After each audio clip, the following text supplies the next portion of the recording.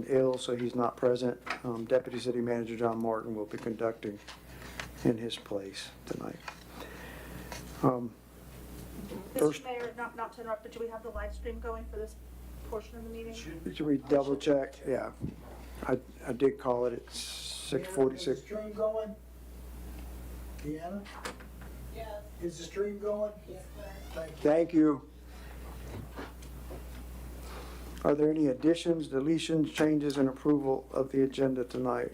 Mr. Mayor. No, go ahead, go ahead. Oh, Yes. sorry. No, I was just gonna say that we need to, under, the charter amendment, it says first reading.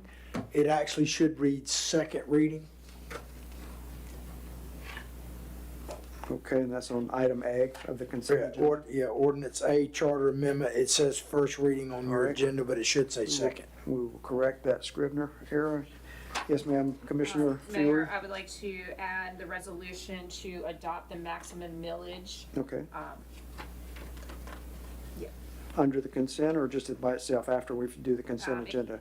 it can't be by consent, it needs to be read. Okay, all right, we will do by that. title only, though. All right, we will do that as item 4 and add that. Anything else to be added or reviewed? Hearing none, I'll entertain a motion to accept the consent agenda. So moved. I have a motion from Vice Mayor Second. Bailey, a second from Commissioner Fiore. Any further discussion? Any discussion questions from the constituency in the audience regarding the consent agenda items?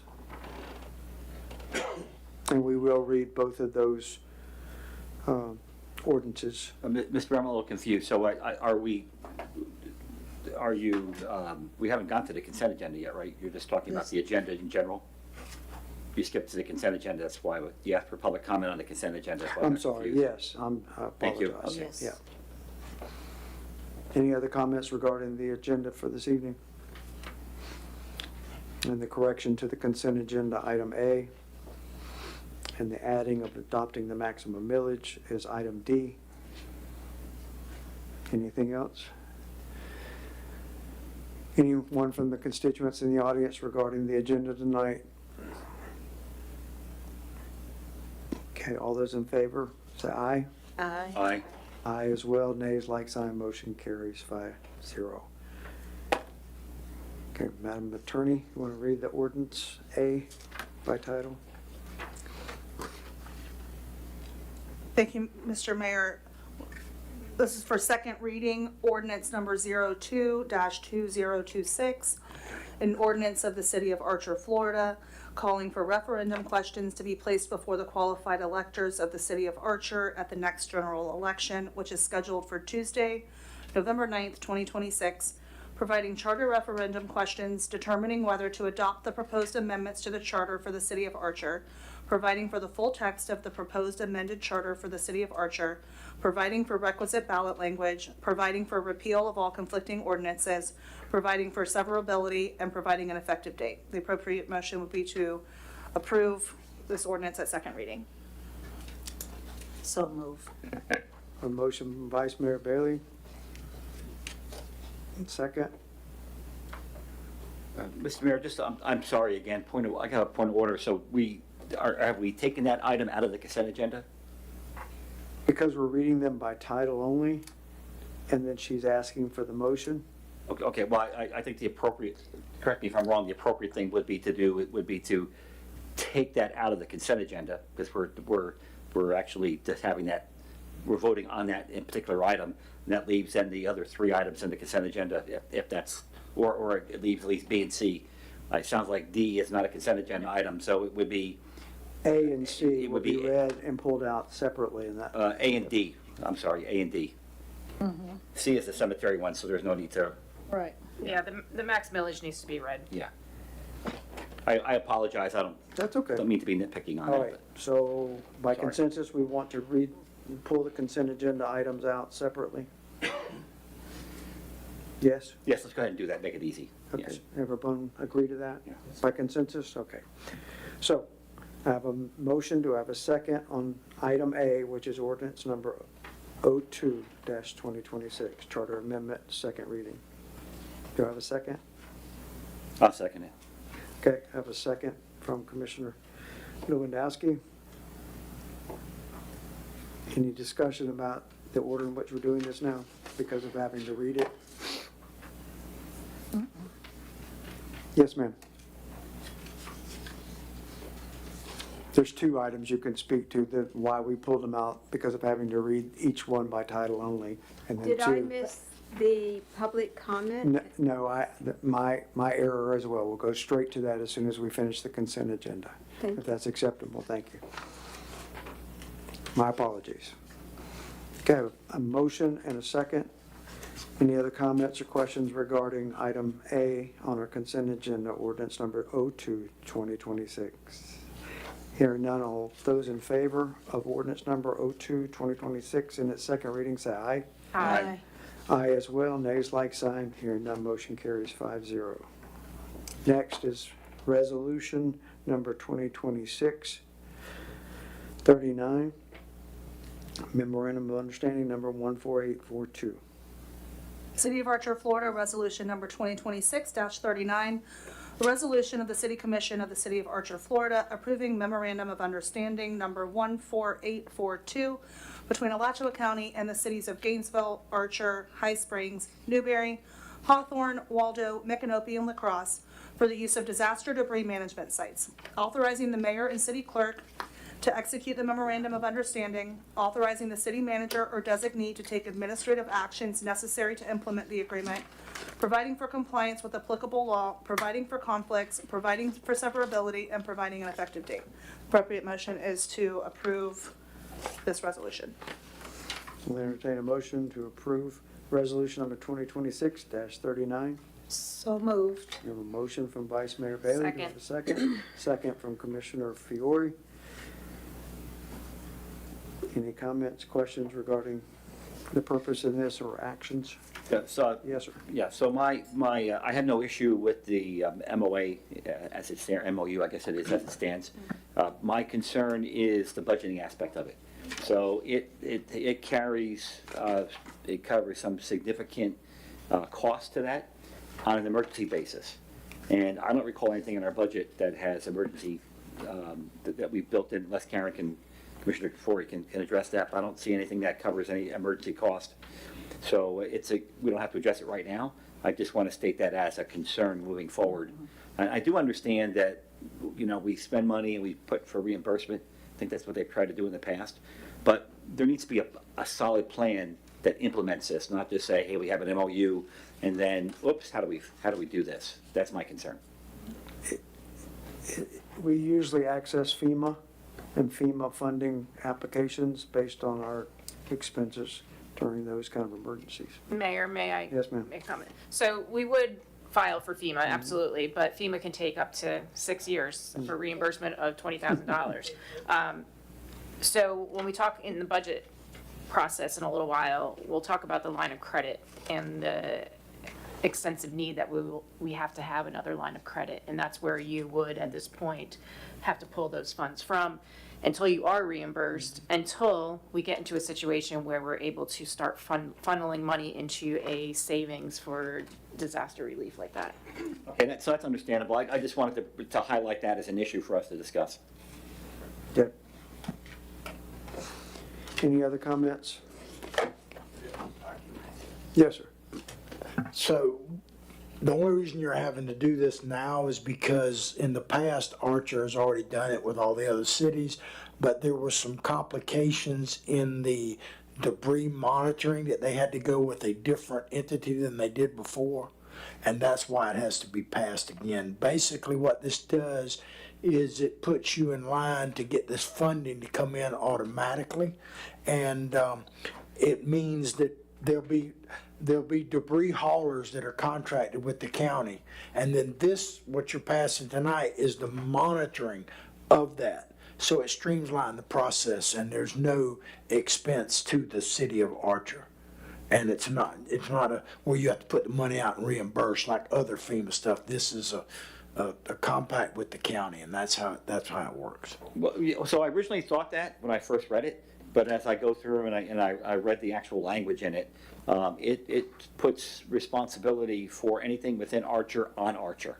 So I understand you apply for funding afterwards, but not only is Archer specifically responsible and solely responsible, according to the language, on what happens within Archer to remove it, we also have to take full responsibility of all risk within Archer. So, and actually, it's not just us, but each entity is responsible for the actions of its own contractors, et cetera, et cetera.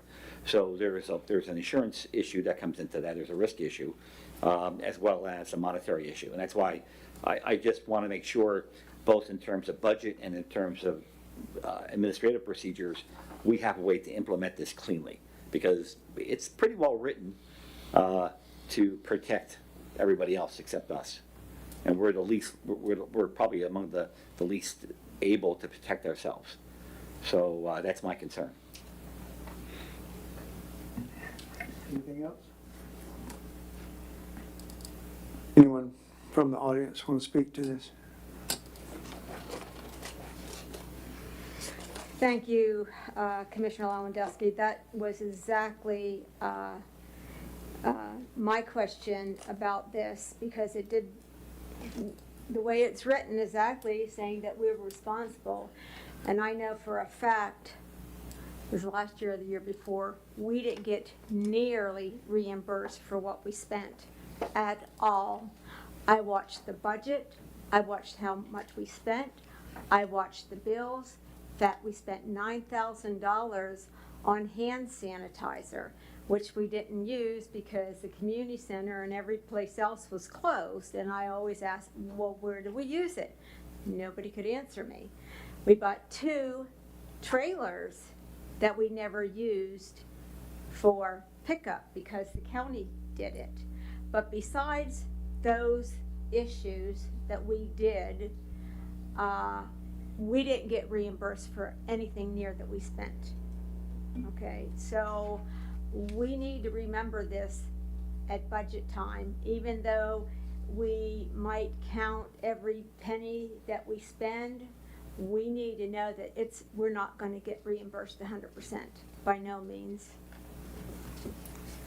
Mayor, if I Yes, may ma'am. make a comment on that. Yes, Absolutely, FEMA takes forever, like I mentioned earlier. I will state, and I don't have the backup because I'm not privy to the emails, but in fiscal year 2026, early on, I believe, or it could have been the end of 25, we did receive FEMA reimbursement. Right. My memory serves me, it was close to almost 20,000. I would have to look it up and then ask staff to provide what storm that was for, just for the record. And we did receive reimbursement for the 2 trailers. Our other problem was us keeping records. Right. Thank you. Mr. Mayor, if I may, and I'm not trying to complicate it, but this is for debris hauling only. And the reason to enter into it is so you don't have to do all the things that everybody's worried about. This is just for the debris and the monitoring of it. The company that has the contract with the county that we're coming under it, they do all the certifications of it. They do all the proof to FEMA of it. And the county gets the money and then they disperse it to, they pay for it. Nothing has to come from us. That's the purpose of the whole thing. It doesn't, and it's been happening for a while. It doesn't have anything to do with individual things that Archer may or may not have to do. That's totally different. Right. And also the county is accountable for providing us, we piggyback off of that county contract during those emergency times. We've done Correct. that in the last storms. And then it's just a scheduling, that's what we're responsible for. Yeah, we don't have to call in the people to do it or any of that stuff. It's all done coordination through the county and emergency services. Okay, so like I said, that's my concern is if you read section 2.2, city responsibilities, and it lists out all those responsibilities, like for example, each city shall be independently responsible for the management of debris originating within its jurisdiction. Each city shall be responsible for debris collection operations within its jurisdiction, blah, blah, blah. And it goes all the way down. So I hear what you're saying. It's just that the devil's in the details. And I'm in agreement with the MOA, so don't get me wrong. But as far as I'm concerned, we need to cross the Ts and dot the Is on this, so there's no misunderstandings when the next hurricane hits. That's my concern, because the plain language written by lawyers is protecting everybody but us. Yeah, So- if I may, I think, I understand what you're saying, but, and I've had some experience with this before, that that's why you have the monitor. Yeah, you technically are responsible for everything that happens in Archer, but the monitoring of this will monitor that, and they keep all the records. Basically, they're making sure that you're in compliance with it. That's the purpose of this, to take us out of the equation. If you don't do it, then yes, to get that, you would be responsible for everything. But this monitoring, the monitoring is not the people picking it up. They're making sure that the people picking it up are complying with FEMA rules and regulations and law, and they do it under a big umbrella contract. Through the That's what, coordinated to county prevent you from having that responsibility, is my understanding. And as we've done in the past, we have the responsibility through our administration to identify where those areas are. That's why there's daily emergency communication with the county during a storm situation, where the trees are down, where the debris is, and then it's coordinated through this exercise, through this. Yeah, and just, I was the liaison, with the cities and the counties. I was the alternate, which I had to go through all the training in case, and it was Gina Peoples that was the actual liaison, but in case something happened and she couldn't do it, it was me that was doing it. So I had all that training. I'm quite confident in what I'm saying. Anyone else?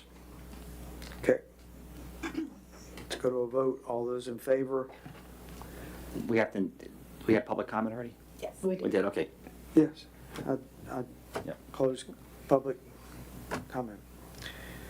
All those in favor of resolution number 2026-39, memorandum of understanding number 14842, say aye. Aye. Aye. Aye as well, nays like sign, motion carries 5-0. Next is ordinance number 2026-03, cemetery firearm discharge preemption, second reading. This is ordinance number 2026-03, an ordinance of the City of Archer, Florida, amending Chapter 35, Section 35-7 to repeal subsection H due to statutory preemption, providing for repeal of all conflicting ordinances, providing for severability, and providing for an effective date. The appropriate motion is to pass this ordinance on second reading. I'll entertain a motion to consider. So moved. I have a motion from Commissioner Lewandowski. Do I have a second? A second. I have a second from Commissioner Rossi. Any discussion or questions regarding this reading of this ordinance? We have it easy compared to what Gainesville's going through. Right? The same thing. Any other- We're simple. Any other comments? Any comments or questions from the constituents in the audience regarding this ordinance and the clarification of it? Hearing none, let's go to a vote. All those in favor of ordinance number 2026-03, cemetery firearm discharge preemption, second reading, say aye. Aye. Aye. Aye as well. Nays like sign. Hearing none, motion carries 5-0. Now, based on my error, we'll go back to, my apologies, but we'll go back to public comment and any community announcements. Community announcements first and then comments thereafter. Anything to announce for the good of the country or the city of Archer? Yes, ma'am. Welcome, Ms. Green. Ed Green. We're still having the farmer's market, and we've just completed 4 years, and the vendors still want to go through the summer, and we had 3 new vendors last week, and so we're still promoting Archer and the museum, and we have a lot of visitors. And the hours are now 2 to 6, not 2 to They're 7? 3 to 7 this time of year. Okay, because it said 2 to 6. Well, It is still 3 to this time 7? is 3 to 7. Okay, It right. changes when the time changes. Oh, okay. okay, because I saw a sign today, it I said know, 2 and I to. saw one out here just now, but I Yeah. pulled it up. All right, thank you. I was just trying to clarify, so when citizens ask. Some last week. I understand with the heat why it would be 2 to 6, but, Could I just reiterate, Yes, ma'am. the senior lunch yes, ma'am. at the church is tomorrow at noon at Archer United Methodist, Okay, senior lunch bunch. thank you. Anyone else? Okay, citizen comments? Ms. Costello?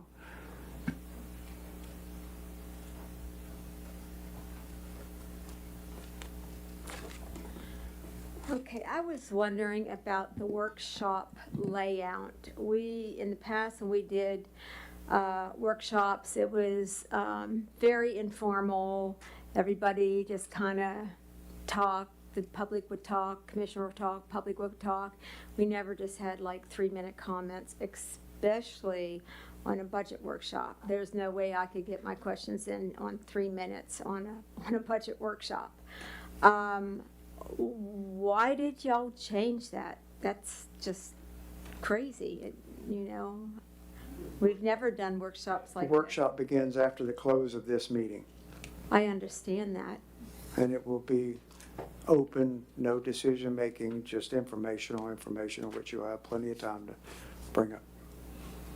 So that's why okay, so I can't ask about the layout I mean, of a you can bring it workshop? to our attention right now that you're Yeah, concerned about that's what that, I'm but we'll doing. close this meeting and then open up the workshop. And Yeah, certainly. I was wondering why the workshop process changed. Well, I know one reason, because it's the end of July, almost August, and I had asked for this to start in May, and it didn't. So, Yeah, but that has nothing to do with, yeah, it does with Oh, making sure we okay. have numbers and well, village because visitors. I have a lot of questions. Okay, Certainly, and we'll duly note as many of those as we can, and then have our second workshop to be able to address those. no, I won't be here for a second workshop. Ma'am, I won't be here for a second workshop. I'm sorry, No. we're certainly not scheduling I workshops. just- 'cause I you're not here. understand that, but I sure would like to get answers to my questions. Anyhow, I just wanted to ask, I'm concerned because I put work orders in multiple times for the sidewalks. Our kids are going to start school. I don't know, I think it's sometime in the. August 10. She should know. Thank you very much. You should know. And, if the city could clean up the sidewalks and the branches coming out on them so that the I've been trying to get these sidewalks cleaned since April. If y'all could push on getting them clean before school, that would be nice. Okay.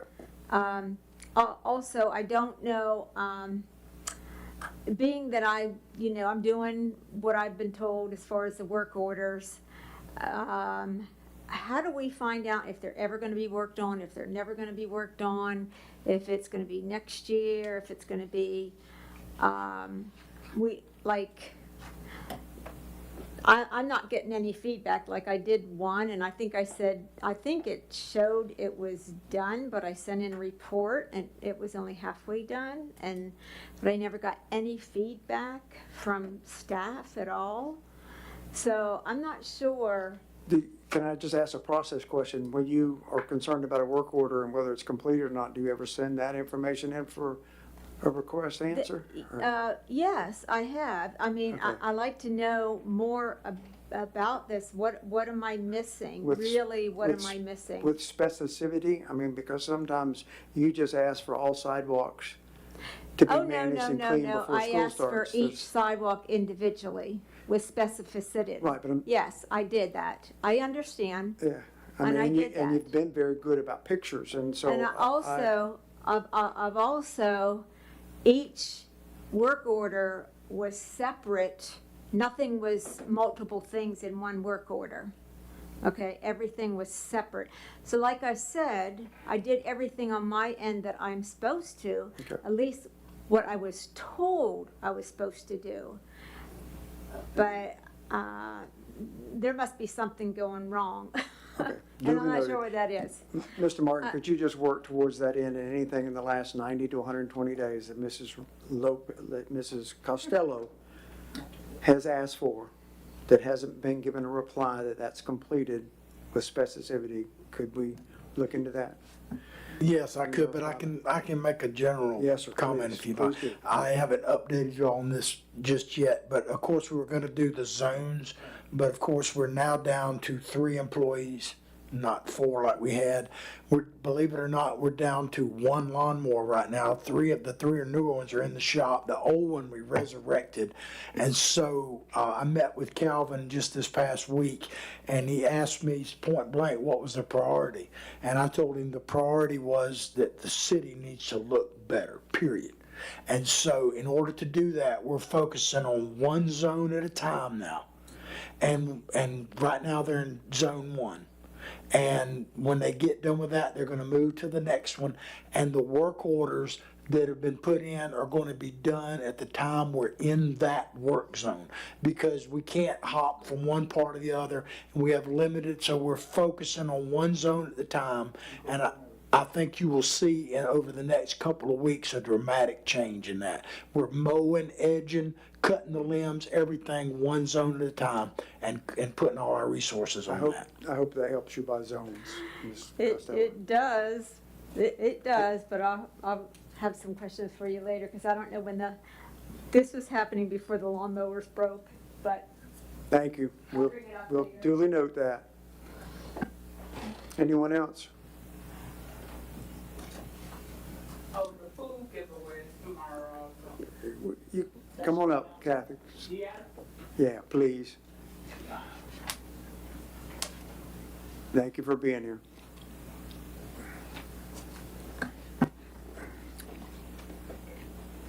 Good afternoon. The food giveaway tomorrow at the park, Minot Park. Okay. At Maddox Park, you know that? You know what hours? Is it I 10 wanna- o'clock to 2 or something? Yes. Well, Isn't it 10 till it's gone, like? 10 till it's gone. The truck get there like 8:30 to 9, and they unload, so like 10:30 to 9 Okay. to whatever. Who's helping with that? Volunteers? Strictly volunteers? Well, mostly our church and some volunteers. They have some good faithful ones like Willite and this guy from Raleigh usually come, and it's 2 more. Linda used to be a teacher who retired, and it's like Okay. 5 other than the members at our church. And your church for record is? St. Joseph. St. Joseph is Mhm. coordinating that. Thank you very much. All right. Thank you. Anyone else? Announcement? Anyone else? Announcements or comments? Okay, we'll close that. So, Mr. Mayor? Yes, sir. Yeah, so I think the confusion in regards to the budget workshop is that when Mr. Barber put it together, he used the exact same format we use for a regular city commission meeting. And I think that's why there's a little bit of confusion with the public. And I'm sure he just, he's trying to put this thing together and he just used the same. So I think that maybe when we get to that particular portion, you could address that. I'm glad to. But this agenda that we're looking at is not the budget agenda, this one is. Right. Okay, last but not least is the added item D, adopting our maximum millage. Commissioner Fiore, you want to speak to that? So by statute, we must adopt the maximum millage and submit it to the property appraiser through the TRIM portal. And that needs to be done, I believe, before August 4th. I could be wrong on that, but we want to make sure that we have that adopted by July. So that's what this resolution will be for. I will remind everyone that we are at max millage. It is 6.4322, and that's because we have 3.5678 in MSTU. I always get that wrong. MTSU, whatever it is, you know what I mean. MSTU. So we have no place to go but to either stay at our current millage, again at 6.4322, or we can go down. If you go down, then that locks us in. We can't go back up. So just keep that in mind. I'll also make note that our current budget that our first draft that we're going to talk about in a little while, is assuming that we stay at the 6.4322, just for record. If we go down, and you say we can't go back up, for how long? Is there Till like next year. To Oh, next year. that's, okay, Yep. but it's just till, it's just the year. Right, and then there's other issues with next year because to increase the millage, you have to have a different type of vote, supermajority, I think it's called. Yeah. Okay, Yep. thanks. Mr. Mayor, I'll read resolution number 2026-40 by title only. Okay, A resolution of the City Commission of the City of Archer, Florida, establishing and maintaining the maximum ad valorem millage rate for fiscal year 2026-2027 for purposes of the truth in millage process, authorizing transmittal of the proposed millage rate, the official rollback rate, tentative hearing information, and required trend documents to the Alachua County Property Appraiser and the Florida Department of Revenue as applicable, clarifying that the proposed rate is a not to exceed trim rate, does not constitute final adoption or levy of ad valorem taxes, authorizing administrative action, providing for conflicts, providing for severability, and providing an effective date. So this is a resolution that is not in its final form, but that is the final form of the title. So I will, entertain a motion to approve? Yes. With that, contingent on that? So move. I have a motion from Vice Mayor Bailey. Do I have a second? I have a question. Yes, ma'am. Did you state what the final the millage was gonna be? 6 point, I don't think you did. so I can add into the title, establishing and maintaining the maximum ad valorem millage rate of 6.4322. correct. Thank you. You amend your motion with that add-on Yes. of the maximum millage rate to I remain the second. same. I have a second from Commissioner Fiore. Any other questions, considerations, comments? But Yes, just to make sure to clarify for everybody who's listening. So number one, we're not changing the current millage rate, right? Correct, okay. And second thing though is that even though we're not raising the millage rate, that doesn't mean that taxes may go up because they probably will as values change, correct?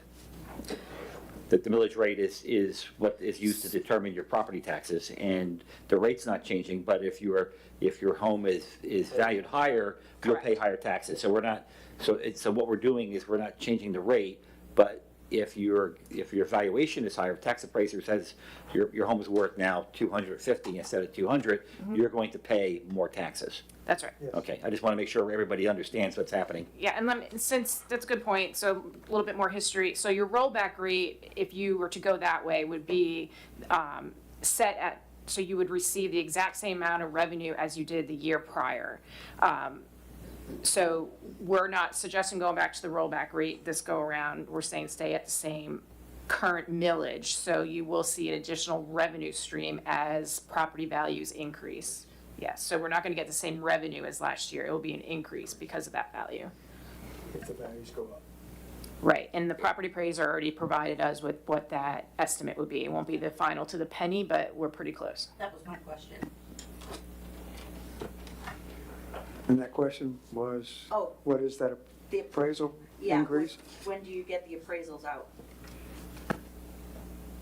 So the property appraiser provided us with what that total value is, and I can tell you, if that's the question, I can tell you what that is. It is, taxable value is $61,837,920. So the formula is you take that number, you multiply it by the current millage, and you divide it by 1,000, and that provides you what you potentially can collect. And cities normally would, that they're required to adopt at least 95% of that amount, but you can go even higher. Some cities, and I recommend go maybe to 97, so it could be potentially anywhere between $297,000 in revenue to $385 if you went down to 97%. So it is an increase over fiscal year '26. Okay, thank you.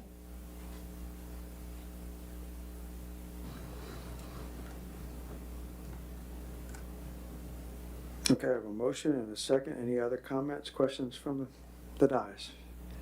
Any comments or questions from the constituency and the audience regarding maintaining our current millage with Resolution 2026-40? Hearing none, let's go to a vote. All those in favor of the motion of Resolution 2026-40 as read, with the millage rate being 6.4322 as the max mill, say aye. Aye. Aye as well. Nays like sign, motion carries 5-0 in the resolution. Okay, second comment period. Anyone else, other than everything's been duly noted, Ms. Costello, that you spoke about? Anything else? Any commissioner comments?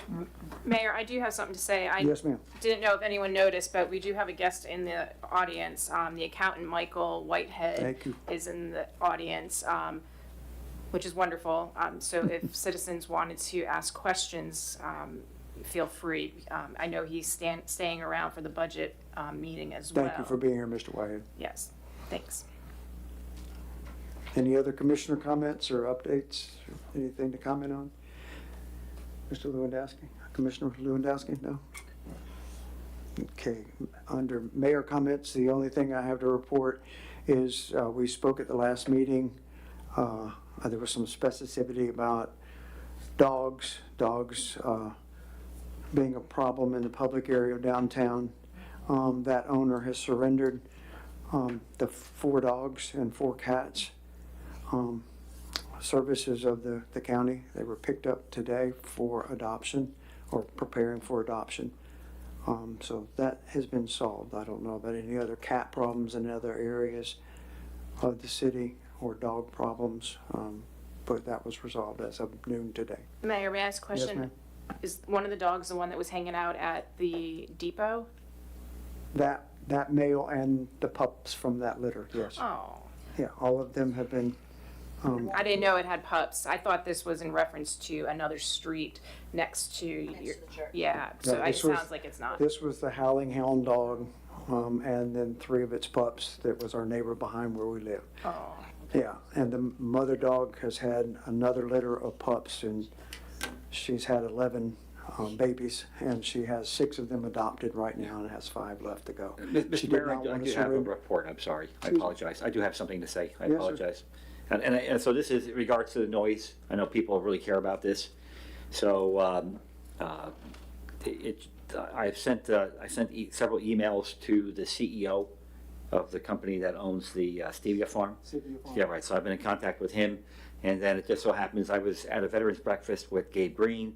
Gabe brought me over to the Stevia Farm. We're kind of unannounced. We went over there, and we had a meeting with Mr. Teagard, who's the manager. We had a really nice meeting. I went and looked at the sites. I saw what was going on. I've made some posts on Facebook because that's where people have been talking about it. I now have the contact information from Mr. Teagarden. He's also has agreed to come to a workshop sometime in the future to discuss the farm operations, so people can ask questions. Although he needs to wait a couple of months because we're in the middle of harvesting right now. The other thing is that I've asked people, and I'll say this again, that the state and the federal government controls farm operations, not the city nor the county. So there's very little we can do other than try to be good neighbors. Mr. Teagarden has said he wants to be a good neighbor. He's tried to do some mitigation already. What I'm asking people to do is, if you're being disturbed by noise, please record the time, the date, and the nature of the noise and send me an email. And then I will collate that information and get with Mr. Teagarden so we can address it with him. What doesn't help is people saying it bothers me. That doesn't help at all. I need objective data so I can go back to Mr. Teagarden and say, here's what the issues, what can you do to help? Or if that fails, go back to the CEO. Trying to go to the state or the federal government on this, I think, is a complete waste of time. It's really, I believe we really want to work with our farming neighbors and resolve it that way. And I know it really bothers some people, and I know it's very focused, and I can see that because of the terrain. It's like it's aimed directly at Archer, just the way it worked out. And it's like this bowl, and it actually hits right towards your house. yeah, I Yeah. actually like the noise. Yeah, yeah.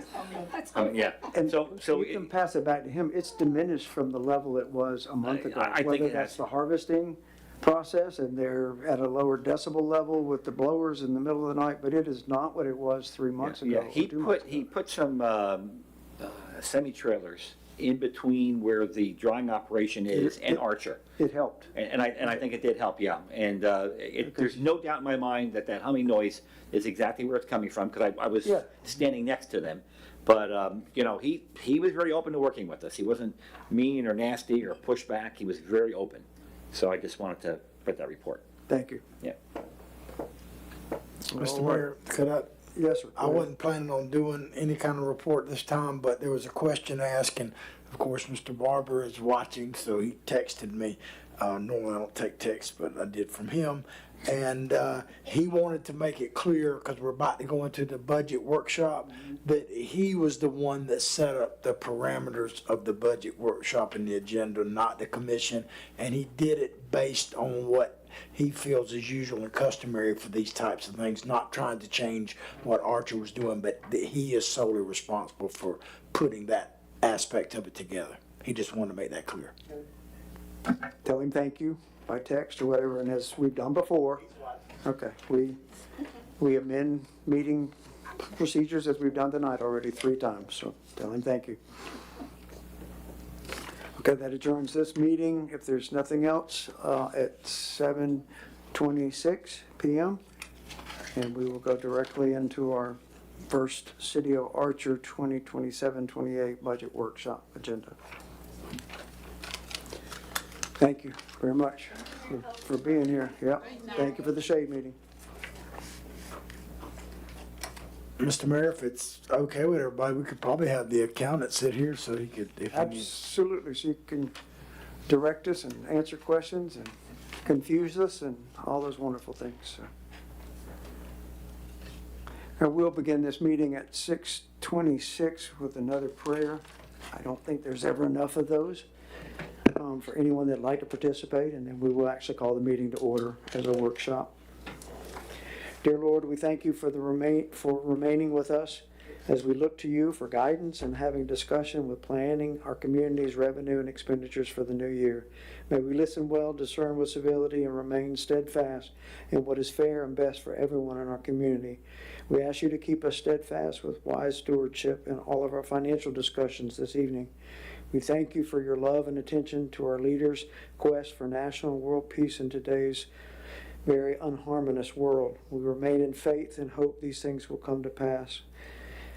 Please remain with all our service members in uniform who throughout the world defend and protect our freedoms at home. We ask you to be with all our first responders as well, who provide for our safety, health, and well-being every day.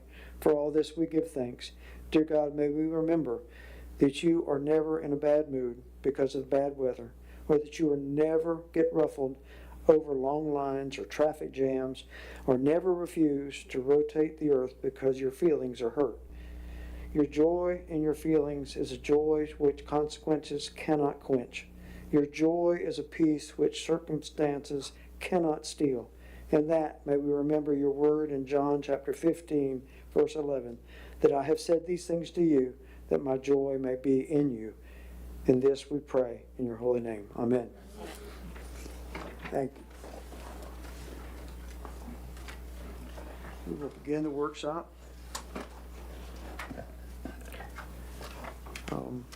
There's a review of the workshop agenda. Again, Ms. Costello, not reiterating your comments earlier, but duly noted on the format of the meeting. I'm sure we'll be somewhat open-ended with comments and try to note them accordingly or record the meeting with the concerns or the opportunities you have as we proceed into the workshop. It's not limited to one public comment.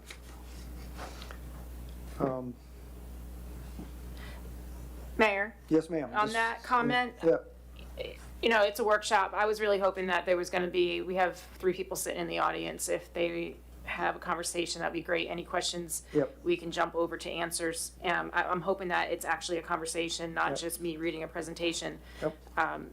And I like to be transparent, so I'm willing to answer questions from anyone that I asks. appreciate Yeah. that, and I spoke for all of us, but I think we all have the same feelings in the first workshop for sure, so. What I'd like to suggest is that Commissioner Fiore goes through that PowerPoint presentation. Does everybody have a copy of that presentation that's in the agenda packet under budget? There are the books up here. I gave an extra Yeah, copy to I have Ms. some here, Costello. And I have a whole copy up here, Yeah, me too. So, Ms. Green, would you like a copy, a No, hard it's a copy? presentation here. Okay, I just didn't know if you want to make notes in your own copy, but Yeah. Kathy, you want a copy of your own, or?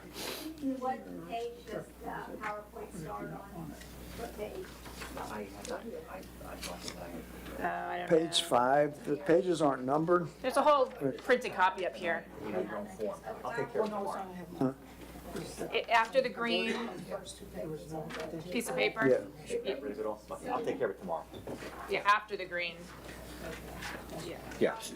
Yeah, so anyway, The title page. yeah, City so of I think her doing that initial presentation would be great because it really sets the stage for all the assumptions, and I think that will answer a lot of questions. or By at least consensus. Point us in the right direction. By consensus, we're accepting? Okay, all right.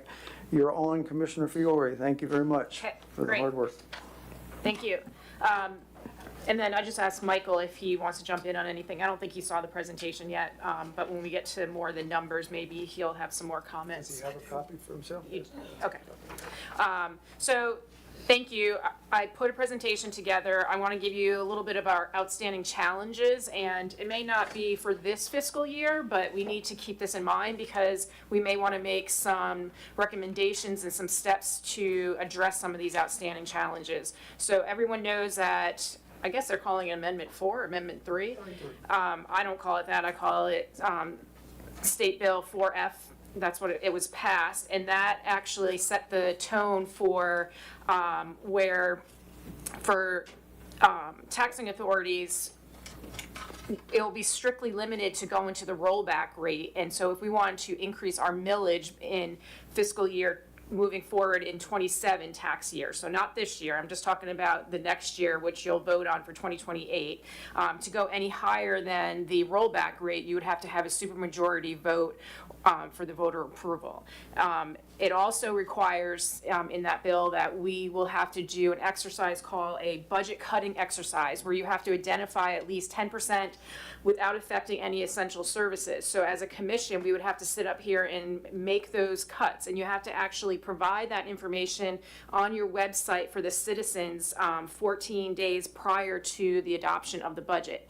Now, the caveat there is you must provide all that information, but you do not have to actually make those cuts. But you have to go through that entire process. It also, this bill opens up House Bill 1329, and that's in reference to the homestead exemption. So it raises it in 2027. Again, that is something that you'll see for your 28th budget year, up to $150,000, and then it goes up to $250,000 the following year. And those all go on the ballot for November 3rd. So these are bills that are saying, hey, homeowners, you can reduce your costs. So the chances of those getting passed are probably great. And you're going to see in a couple minutes here that there's an impact, obviously, to our revenue stream because of them. The other item is HJR1F, which that reduces the annual assessment cap on certain non-homestead properties. It's going from a 10% to a 5% max. That too will have a revenue impact for Archer, and you'll see that number in a minute. And that's going on to the voters on November 3rd as well. So the big question, and I bring this up, so start thinking, should we budget this revenue loss in fiscal year 27, the budget that we want to adopt this September, or do we wait? So an option could be that you start to put money in reserves knowing that you're going to have that revenue loss the following year. So that's why I bring that up. Some other outstanding challenges, the line of credit. So we had a line of credit, it matures in November of 2026. We still have a principal outstanding of $818,000. We put out an RFP, however, we received no responses for that. However, we're hoping to demonstrate to Ameris Bank, that's our current banker, if we're able to finish our fiscal year 25 audit, and the fact that we have principal and interest budgeted in this coming budget, that perhaps they'll either extend or renew the line of credit. This is very important because that we don't have the money to pay that off, so we have to have something happen. And I don't know if later on, if Michael wants to talk anything about that audit, where we are in that. Another outstanding challenge is the wild spaces public places. So as everyone knows, we misspent the money a few years back, and we have that lingering debt that the county wants to see us repay. They gave us a 3-year term to start repaying that back. When I say repay, they said we can still keep those taxes. We just have to show that we're putting them back into the correct funding and using them for the correct sources, or using them correctly. So we used them as general fund, just using it to pay salaries. We did not use them for specific projects. So we had that debt over our head. So last commission meeting, we as a commission approved to transfer the $217,676 into the Wild Spaces Fund to replenish that. And what that's doing is it's showing the county that we did what they said and we're replenishing those funds. So that's a great step. Moving forward with the Wild Spaces and the Contra infrastructure account, I'm sorry, we have quite a bit sitting in there. So we've been accumulating revenues in this account this entire year, and we have not been spending any of that because we have this fear that we misspent it and we can't use it, which is not true. We have to start using those revenues properly and account for them properly, and that requires a work plan that we need to submit to the county. So as this group and the citizens, we need to come up with what those projects are going to be. Currently, with the transfer of this $217,000, the current Wild Spaces and infrastructure account is sitting over $502,000 once we make that final transfer. So that's a good amount of money that can go a long ways in parks projects in Archer, road projects in Archer. That's not, a little bit of money for our size organization to laugh about. If I'm going too fast, just let me know. So on the next page, the ad valorem impacts. Again, this is not for the fiscal year that you're going to be adopting, but I want you to understand what those numbers look like. So it tells you in the bill that we would go to the rollback rate. So if I go to the rollback rate based on current, I'm not sure if that's exactly true, but I think it is. I calculated the rollback rate to be 6.0656, again, to get the same amount of revenues that we would receive in this fiscal year 27. So that would be an impact right there of $22,669. So that would be less revenue we would receive in 2028.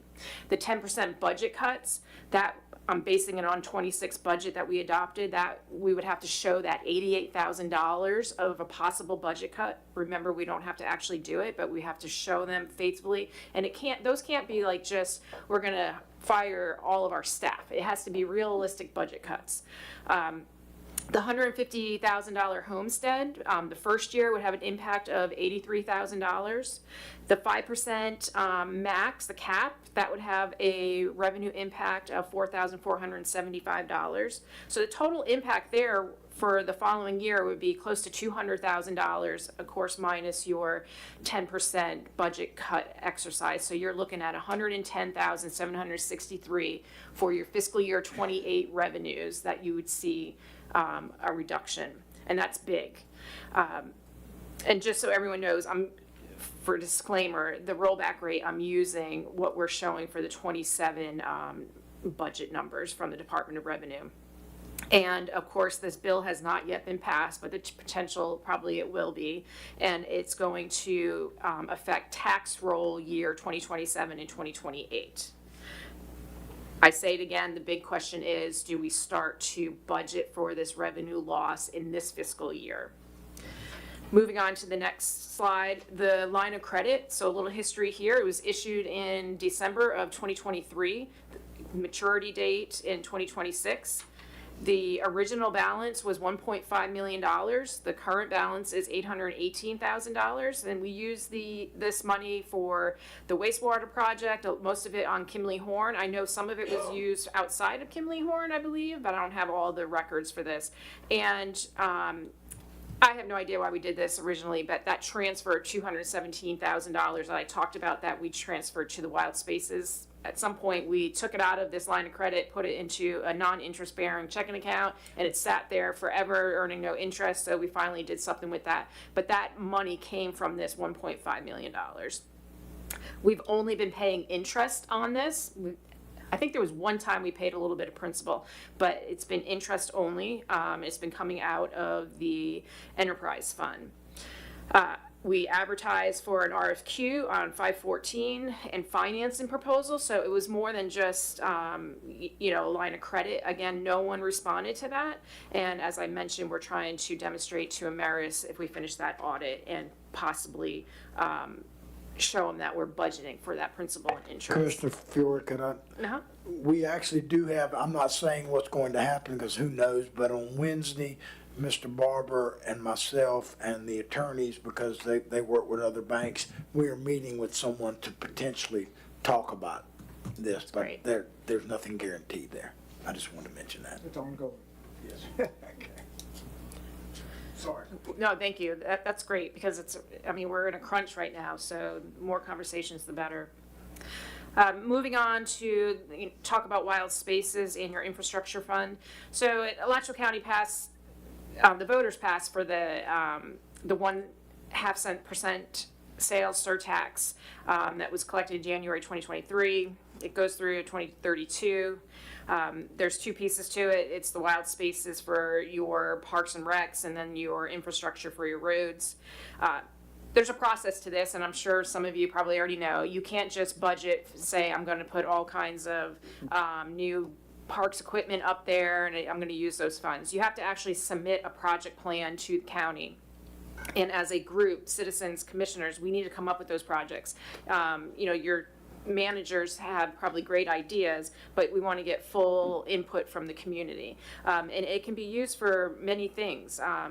We can submit something for maybe using, I have an example actually on the next page, an active park project. So the Wilson Robinson Park, maybe we want to say that we have runoff, we can use it for stormwater basin part of that, and then we also need to have upgrades for safety. So we have the wetlands, it preserves the Florida aquifer, so we tell that to the county. We need fencing for its safety. Perhaps we change the tennis courts to transition to pickleball, that's really popular these days. The splash pad, get that back up and running.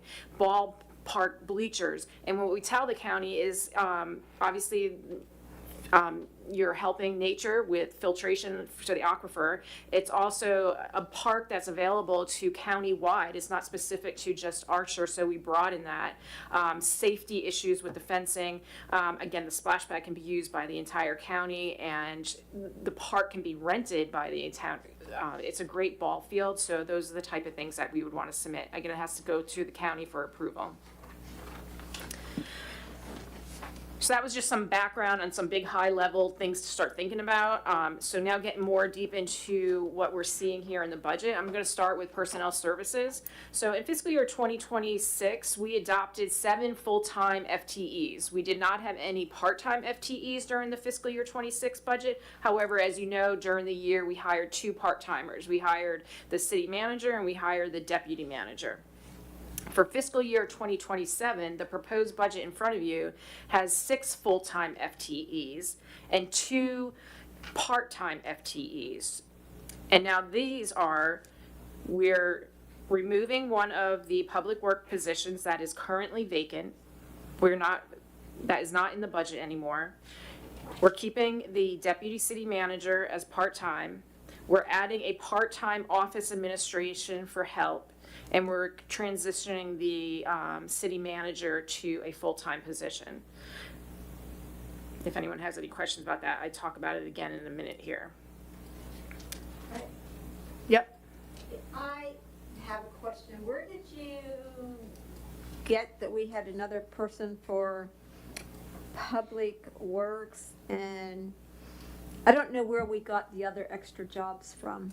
Sure, I can tell you what was adopted in 2026. Give me one second. Oh, that's okay. I think you just answered it. It was adopted a year ago. In fiscal year Yeah. 26. Yeah, okay. Yeah, okay. Because I was going to say, wow. All right, thank you. You're welcome. So I'm going to go over the funds that we have. I'm going to start with the revenues, talk about the expenses, trying to show you a little bit of the history. Bear with us. Of course, I don't have fiscal year 25 actuals. I don't have perfect year end for 2026. I do have a projection for 2026 a little later on. But the point of these next slides is to show you that audited 22 through audited 24, and then you have 3 budget years that were in line with what the city has been doing. So starting on the general fund revenues, the revenue sources, you can see there for 27 proposed, a total of $896,512 worth of revenues. This is just the general fund. Obviously, your highest revenue stream being taxes. Most of this comes from your ad valorem. I have budgeted the ad valorem at 97% based on that calculation I just told you a couple minutes ago. That's kind of high. I see cities do between 95, which is required, up to 100%, which is crazy, but I'm doing 97. You have your franchise fees. We adopted, knowing that we will no longer be able to charge franchise fees to residential, the garbage collection for residential. So there's a reduction there, you can see. I can give you that exact number in a minute. You have your intergovernmental revenues. Those are things such as your state revenue sharing and your local half-cent sales tax. That's what's sitting in there. You have charges for services. I don't have a good, I can't tell you that we got this $20 for this charge of service, and because I don't have the detail in the revenues. I have access to the bank accounts, but I don't see all of the deposits. I know Michael is working on making sure that all the revenues get put in the right spots, but I don't want to fluff this charges for service number. So that's why you see it lower than the prior years. As we get more actuals in, perhaps by the next budget round, you might see that number go up. Same with license permits and other sources. I don't have access to tell you exactly what's coming in for those, and I don't want to fluff it. I have a note here. Let's see. We talked about your largest revenue stream already, and your franchise fees and utility tax. Just so everyone knows, those two come from Clay and Duke. Moving to the next page, talking about your expenses in the general fund. Again, in line with your previous audited 3 years, 22 through 24, 25 and 26 budget. It's a little bit of an increase here. And what you're seeing is the shift in personnel services. So I tried to move around personnel services to not only balance the budget, but understanding that there's going to be a lot more enterprise activity this coming year. So there's going to be more expenditures in your enterprise fund for personnel services. I also tried to move expenditures for personnel services into your Wild Spaces Public Places fund, knowing that we're going to probably submit some projects. You're going to have staff that are going to be working on those projects, and it's an allowable expense to charge to those. So that's why you're seeing that shift in the personnel services. We'll get into detail what I have in the operating. I'll be happy to answer any of those questions when we get there. But you'll see other things like $13,000 in capital outlay compared to other years, and I can go into detail, but in that example, it's for, like, we're trying to budget for replacement of air conditioner units. So I'll go into detail again when we get down to the numbers, but that's why you're seeing differences from the other years. Going to the next page, did I just do expenses for the general fund twice? No. No. We're on the enterprise revenues. Again, I feel strong that we're in line with previous years. You'll see that water sales are up slightly. We do have, with Barber's management and his leadership, he insists that we have to start showing a 3% inflation. That's just how life works. So that is embedded in this number here. Currently, we're not recommending an additional increase currently. I mean, you have the right as a commission to tell us otherwise. So what you're seeing is based on actual revenues received and then the 3% increase for inflation. Moving down to your sanitation fees. Now here we do have a fee increase because when I was able to get just last week, it was great, I got from Waste Pro literally a breakdown every single customer, and it showed me currently we have 51 commercial customers, and they charge, our new contract charges by the cubic feet. So I was able to say, okay, we have this many customers, commercial, and they have this many cubic feet per location, times it by our new contract to come up with how much we're gonna be charged. And it turns out we were collecting less than what our new contract was gonna be charging. Therefore, we have a slight increase for the commercial side of the sanitation fee. Question? Yeah, we don't bill the commercial garbage utilities from the city of Archer. What do you mean? It's direct bill from Waste Pro for all commercial accounts. It doesn't go through the city at all. There's no city charges for any commercial accounts. We don't charge them for a, All churches, no, commercial wait, so business, what the heck is it called? That doesn't make sense. We have a customer charge for our commercial customers. give me an example. I'm just curious. So even our rate structure says that we have a commercial But, charge. but we don't bill them direct. We to don't the bill city. them for, we may not Garbage. say, we may not say, this is, you have so many cubic feet, this is what you owe us. But don't we charge them a base A rate? monthly, no, What? Well, then that number is off. I'm sorry, but, yeah, it's direct billing for commercial and industrial from Waste Pro to the customer. The city. So why do we online have a rate? It used to be, It- and I can't remember when it changed, but it used to be. Yeah, that's several years back when they pulled all the commercial, all the industrial, and it was direct billing from Waste Pro to the commercial to control the rate. I mean, to the customer direct billing was gonna be cheaper than going through the city. Can I I mean, ask, that's my Yeah, remembering Michael from has 4 or it. 5 years, but can I ask a question about the water? Yeah. Currently, what what the previous bookkeepers or accountants were doing is they were recording a utility tax as income on the enterprise side. It does not belong to the enterprise, it belongs to the general fund. So my question is, are we looking at these numbers? That's everything, so we have, those are overstated then. it's overstated. No, I Oh. don't, I'm not included. Oh, I see, because I'm using actuals. Yeah, because I noticed for a whole year, we haven't moved anything over to the general. To the general fund Fund. from that enterprise for that. Yes, we have a lot of moving to do. Okay, so it sounds like water sales, utility tax probably is in there. Most likely is in So we there. need to That needs divide to it by- be removed. Right. By that taxation percentage, For what? for the taxation percentage that's in. Yes, yeah. which is 10%, 10%. yeah. And then the sanitation fees, which I don't know why we would have it on our website showing that we charge them a base rate. It's very Oh, confused. sorry. So base rate for commercial needs to be removed, Yeah. which that equates to, It's probably sizable. I had estimated that we're going to be collecting with the rate increase over $20,000. So you're gonna see a reduction there, which puts your deficit even higher there. Sorry. Well, and the other question with that is how's the franchise fees paid then if it's direct bill? Because the franchise fee for the solid waste is only on commercial customers, not on residential anymore.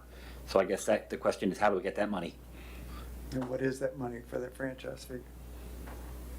So there is a direct deposit that's hitting the enterprise fund every month.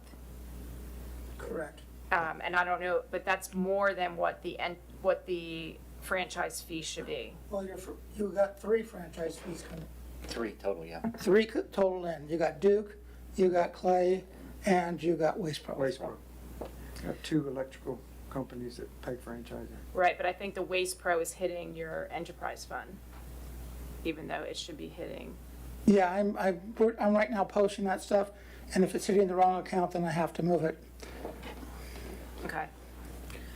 Because I'm thinking that they're both posting to the same account, because then I'm sorry, Waste Pro won't have utility tax, I'm sorry.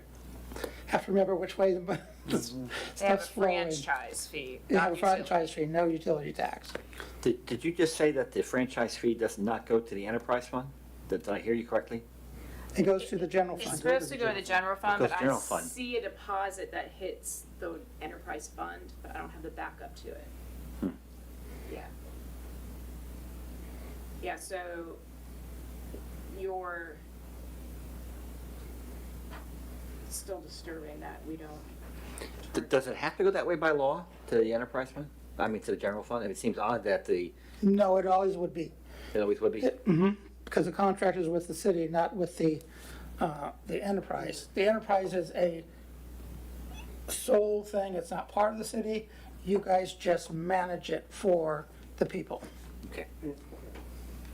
So, I'm baffled still on the commercial Mr. Barber piece. has made a comment, if you want. He says there needs to be an administrative fee associated with commercial trash, not punish residential. Which I think that's something the commission can do. That's what he texted me just now.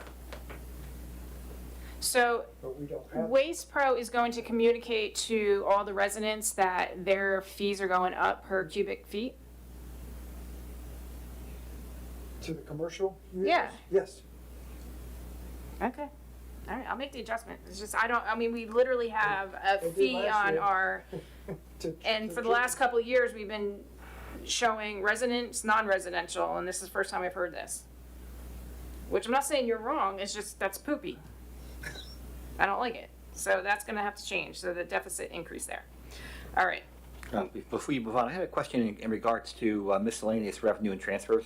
I mean, it's really this dramatic up and down as we go from FY '22 to FY '27.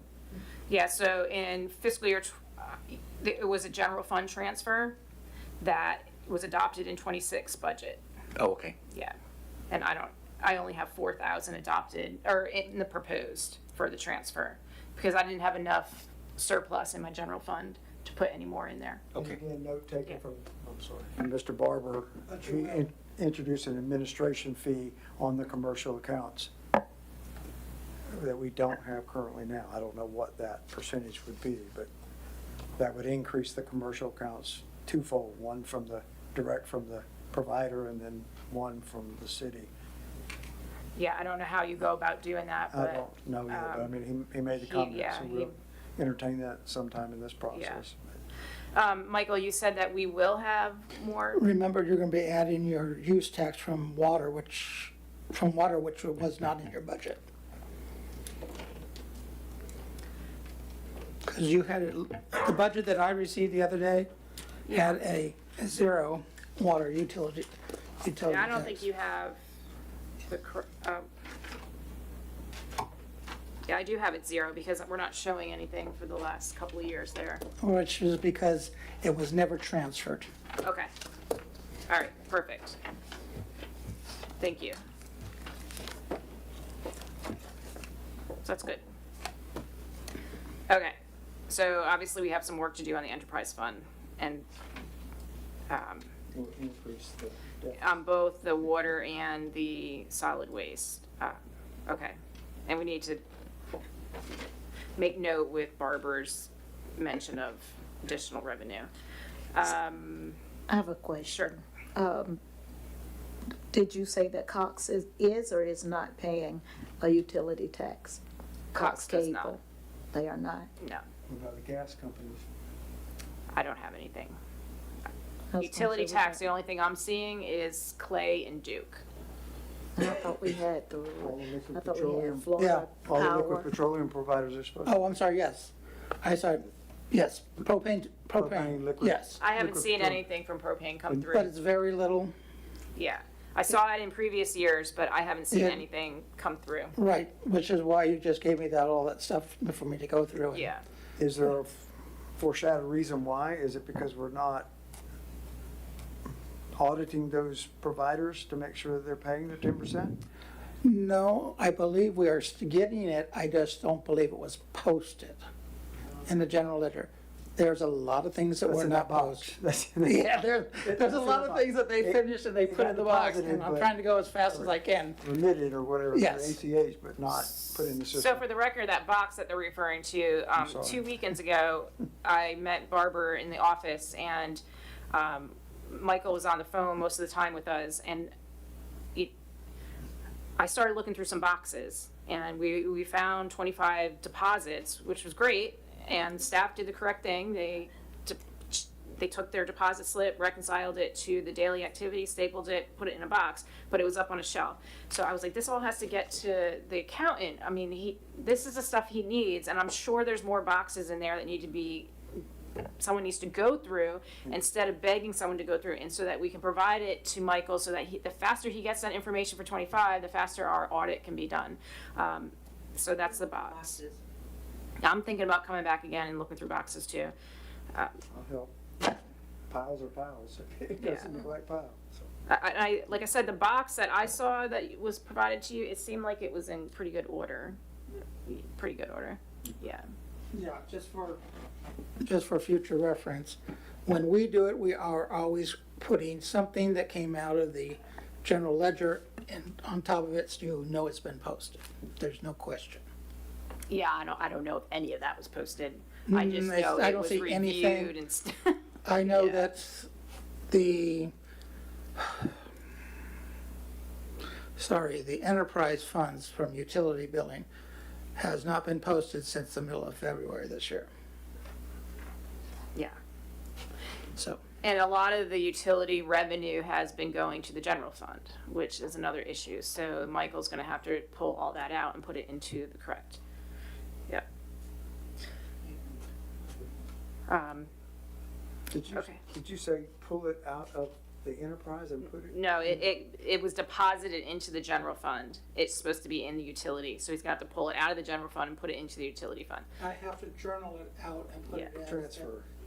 Well, we're gonna have to make the proper due funds and then Yeah. transfer to reduce them. Transfer. You don't like my layman terms of pull out?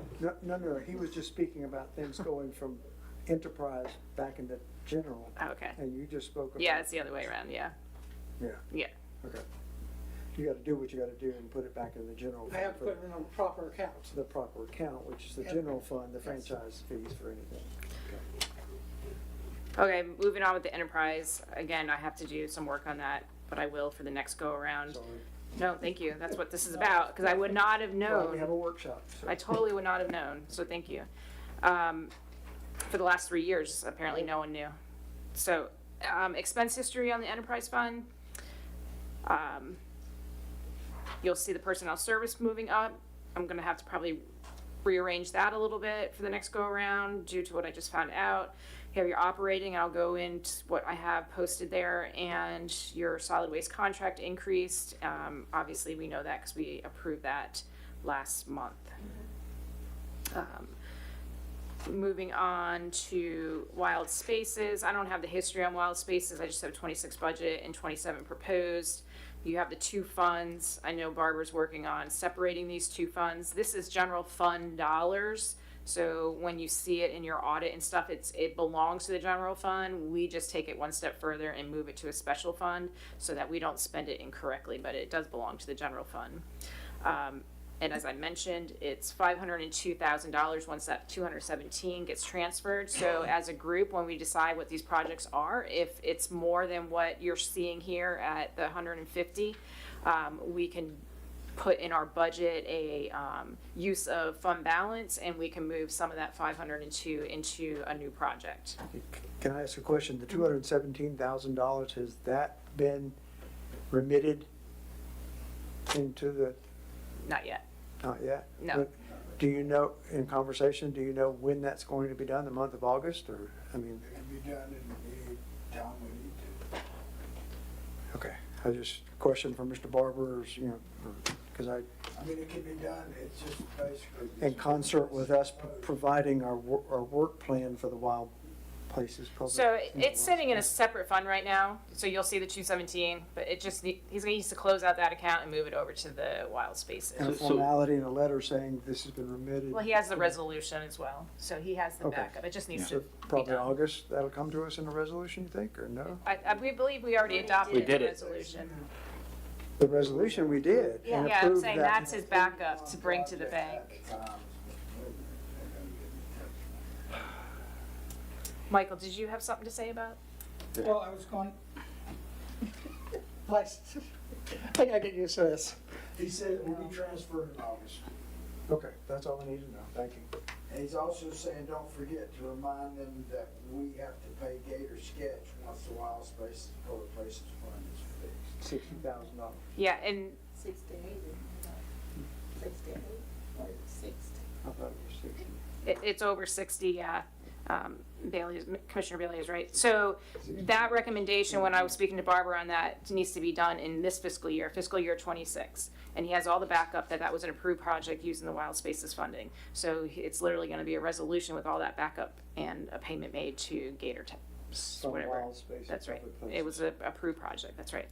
So I have a question for you in this regard. So it's the Gator one aside, because that's already an approved project.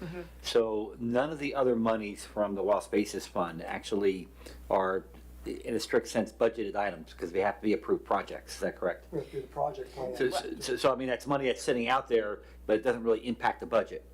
No, I do have some payroll hitting there, assuming that those projects will be. So that's a budget assumption then? It is. Okay. Yep.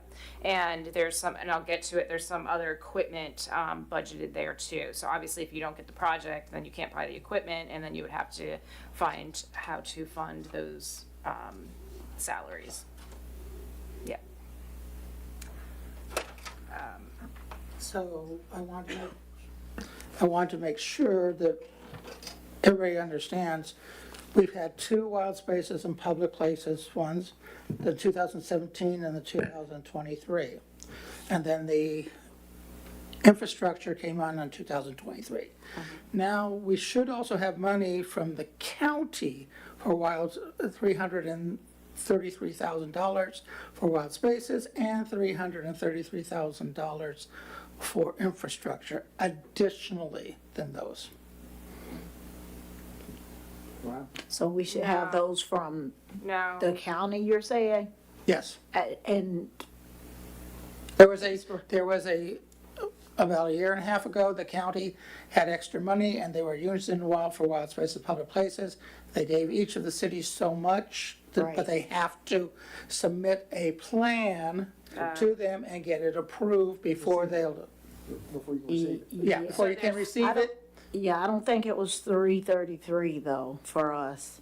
Okay, I'm Because I sorry. remember we argued about that, Why didn't we get more? well, exactly, because, so, I'm trying to remember exactly how much it was, but I think it was like 6 million at first. And Gainesville was getting 3 million. And then there was, the other 8 three, municipalities right, divided that $2 it was million. dividing it, but the county was deciding how, and the paperwork that we received, now, if I remember correctly, was based on the population or size or whatever. But as a county, the rest of us, the other 8, at one of our league meetings, we asked Gainesville, if you are getting 3,000 and there is another 3,000 left, why don't, you are already getting 3,000, can we just split the other 3,000? And they said they were not doing that. They were not doing that. They were going with, with what they had decided. And I can't remember what that total was. We had a voice, it just didn't matter, because they were doing what they were doing. Well, With the big brother saying, no, we're not doing it that way. We had our submittal of what we thought it would be done. right, I will find out what that number is. I've been trying to find the new person because we know that Gina Pebbles has retired, and now we gotta find out who is in charge of this. I think it was 70,000. I think it was, I know it was a little bit, it wasn't a lot, it was not no 333. Lori has a question. Yeah, I thought, I'm sorry, because I was involved in some of that when I was still in Hawthorne. I thought what happened, pretty much what the vice mayor was saying, but I thought that the cities like Alachua that were gonna get more, and all the cities outside of Gainesville agreed to just do it one flat amount to each municipality. In other words, they were actually taking a hit themselves, is what I understood happened.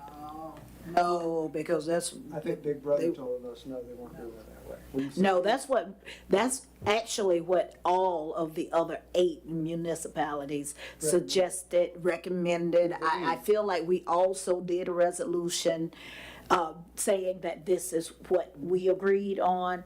And we were told point blank, and I cannot remember the guy's name, but I feel like his first name was David, I can't remember, from the city. And he was there as a representative, and he said, that's not gonna happen. That's not gonna happen. We have already decided. Anything, Mr. White, yes, we need to find out where our 70,000 or our 300,000 is. Hey, 300,000 would be nice. We'll take it, yeah. Well- We haven't recaptured that. Can you find out if they've already given it to us and that was part of what we spent? No, they would not have given it to you because you Without have plan. to submit, So and we then the did committee has to We did approve a plan. submit a plan that was approved, so I don't know, and it was 330,000, so that's funny that you're talking 130. So I wonder if Maybe it's it the is. same one. That was the one we're talking about now, the Gator thing. So I wonder if it's all connected somehow. Yeah, because the only thing we have to remember is you can't pull money to complete a project from the separate funds. They all have to, if you're pulling it from one fund and you run out of money, that's too bad. You have to come up with the money yourself. Yeah. Yeah, I My- find out if that was what we're already dealing with. that we Yeah, were- I will get a hold of somebody this week. Yeah, just since it was brought up, my understanding, because the whole Gator sketch thing came up right before Mr. Barber actually came on board. So my understanding, and I could be wrong, was that the problem was that the former city manager contracted for architectural services and design. And the problem was that by the time they got it started like as a basketball court and ended up being a multi-purpose center, and he already committed a certain amount of money for the design that Gator Sketch did, but then, I don't know if it was a judgment of the commission or the city manager, but ultimately decided not to do it, which meant that you didn't get the money that was earmarked for it from the county because it was gonna be so far over budget, you were still gonna have to come out with a lot more money than what the county was offering. But they encumbered the services, so the city then is on the hook for the money, is how it came about. That's my understanding. Lori had a question. What John is completely correct, that's exactly what happened. Up to the mic. But now, I'm sorry. So, yeah. So, John is completely correct, that's what happened. But my question is now, since he explained what happened, are we still able to get it? Or use it for that. Yeah, that was, the community center was too much. Right. And y'all voted not to do it. Because it took another $100,000 Of of our course, in-kind yes. money. So my question is, are we still eligible? Because that was on our list. Can we still get it? I will check when I get a hold of the person to see if there's a way of basically redoing what we were proposing. Because we still have to go before the third board to Right. figure out. Right. But if we can, Because The if, grant's closed, though. That's what we closed, is the grant, because we had to come up with another City of Archer in-kind $100,000 because it was over budgeted. And so we had expensed that design factor to have it move forward for the grantee, but then it came in over $100,000 over budget, and we didn't have that. so since, But we expensed the design component. Right. And that's my question, is can that design component be paid for even though the project Well, can y'all to remember what, after that dropped, that y'all voted not to do the community center? Do y'all remember what the next step was to get that grant, or No, was it there was, null the and grant void? closed because we said we could not Okay. come up with funding. So it was sounds over like we budget. might not get it. I don't know. So, we could be stuck on the hook for that 60. Yeah, Mr. Mayor, I don't want to pretend to be an attorney because I'm not, but the way I would read it is that the money is still out there for a project, whatever that fund amount of money is, but not to pay something that didn't happen. So my interpretation of that would be that you're not going to get money to pay the Gator sketch, but that doesn't mean you couldn't get all of that money that is still out there drawn down for another project that is approved at some point. So That would we're be gonna my check read on it. into that, right? We're checking into it. Thank you, everyone. You're full of all great news. What did you say? What did you say? Full of great news. Oh, yeah. They're gonna send me pass some more of that. Gosh. Some more of that sugar, do you want? Okay, well, the next slide shows the surplus deficit, which is totally wrong now, which is obviously our first go around here, but we have we have much greater deficits now, thanks to that quick conversation. So you can really ignore this, but I was pretty close with the general fund, but we're going to be more off. Wild spaces is the only healthy one right there. So let's move on to the budget assumptions. So the personnel services, I've included 3% COLA for all full-time employees that have been with the organization 1+ years. And those are non-contractual employees. I've put the commission salary back to 2 payments a month. It includes the city manager's contract, a salary of $90,000 plus benefits. It includes FRS for the deputy city manager, and I have a note there. I'm not sure if the FRS would allow this type of activity for a part-time position. So right now it's in the budget as an expense, but it may have to be tweaked for something else. But it's in there right now, so those are the numbers you're seeing. As I mentioned, I did not budget for the current vacant public work position. I included a part-time office clerk, and this is, so kind of used the accountant position that was in-house, used half of it for a part-timer and half of it for Michael's services. I mean, it's not a complete wash, obviously, but that's the concept behind that. There's definitely need for some office help. I had the water-based rates included at 3% CPI. We know that we have to tweak that number. The solid waste rates included at 3% CPI, but obviously we learned that the commercial rates is not a thing, so you can just ignore that last sentence. It was going to go up by $6.21. So then I tried to brainstorm some possible budget cuts. These are not what I'm going through now. These expenditures are still in your proposed budget. It's just I'm trying to put some ideas in your head, but it's all up to everybody. It's not just me. So it's beautiful. We hang the street lights every year for Christmas. I love it too. That costs about $1,300 at least because we have to rent the equipment from Newberry to do that. I'm not saying that we should never do that again, but I'm just trying to pick some low-hanging fruit, so that's about $1,300. Public Works employees, perhaps they can be the ones cleaning the buildings, including the bathrooms, like for this room and stuff, and so currently that would save you about $5,500. So add that to their current job duties. The Municode update, we have like the max service for Municode, perhaps go down to just once a year, and that could be a possible saving about $2,000. Barbara has mentioned this before, stop using Aqua Gold. He says he doesn't believe it's required. That would be a savings of $1,300. I want to go over some potential position changes where we would move some non-exempt employees to exempt status, to see what the savings on that is, and I'll show you that in a minute. Perhaps we want to reclass positions to be more in line with the needs, the size of Archer. So do we, and I'm just throwing this out here, do we need Public Works to do mowing, or do we contract that out? Is there a savings there? I don't know. Probably not a savings, but those are just some of the things on top of my head. Perhaps you just want to reduce staffing. I mean, we hear a lot, we've never been this fully staffed like this ever. We don't need this many employees, so that's an option that you can come up with. Our health insurance policy for the employees is outrageous. It was like the top of the top. I've never seen anything like it. I mean, good for the employees for having that, because it's pretty impressive. Barbara is currently working with Florida, I think it's Florida Blue, to get a different plan. I mean, it's not sustainable. It's the top of the top.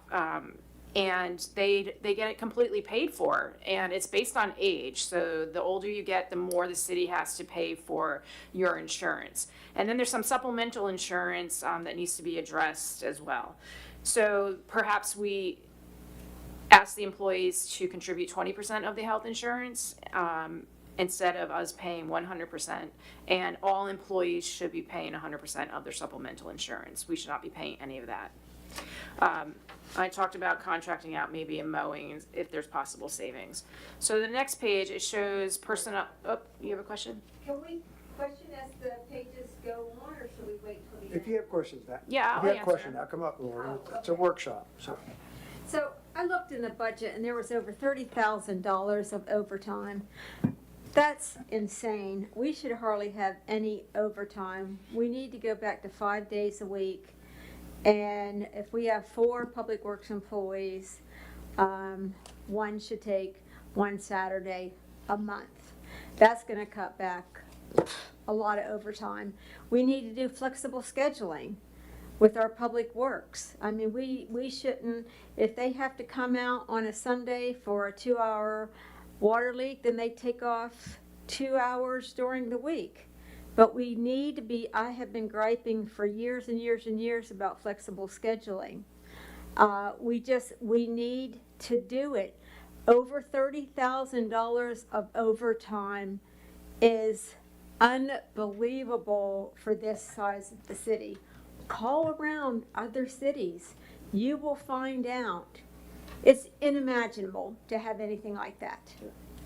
Yeah, and so I'll address that in the next couple slides, but let me tell you a little bit more about that. So overtime is going to happen, so we have to be realistic, right? So either we make some staffing changes, which I'm going to talk about, maybe moving some to exempt, or we do what you're saying. And so but if we don't make those changes, then you're going to have overtime, and we don't want to be caught off guard. So that's why you're seeing this. I'm in agreement with you that we should come up with a better scheduling process. But let me tell you what this overtime, where it comes from, if you don't mind. Well, that's why you use flexible scheduling. No, I agree with you, Okay, but I'm trying to give you the facts Sure. and where it's coming Yes. from.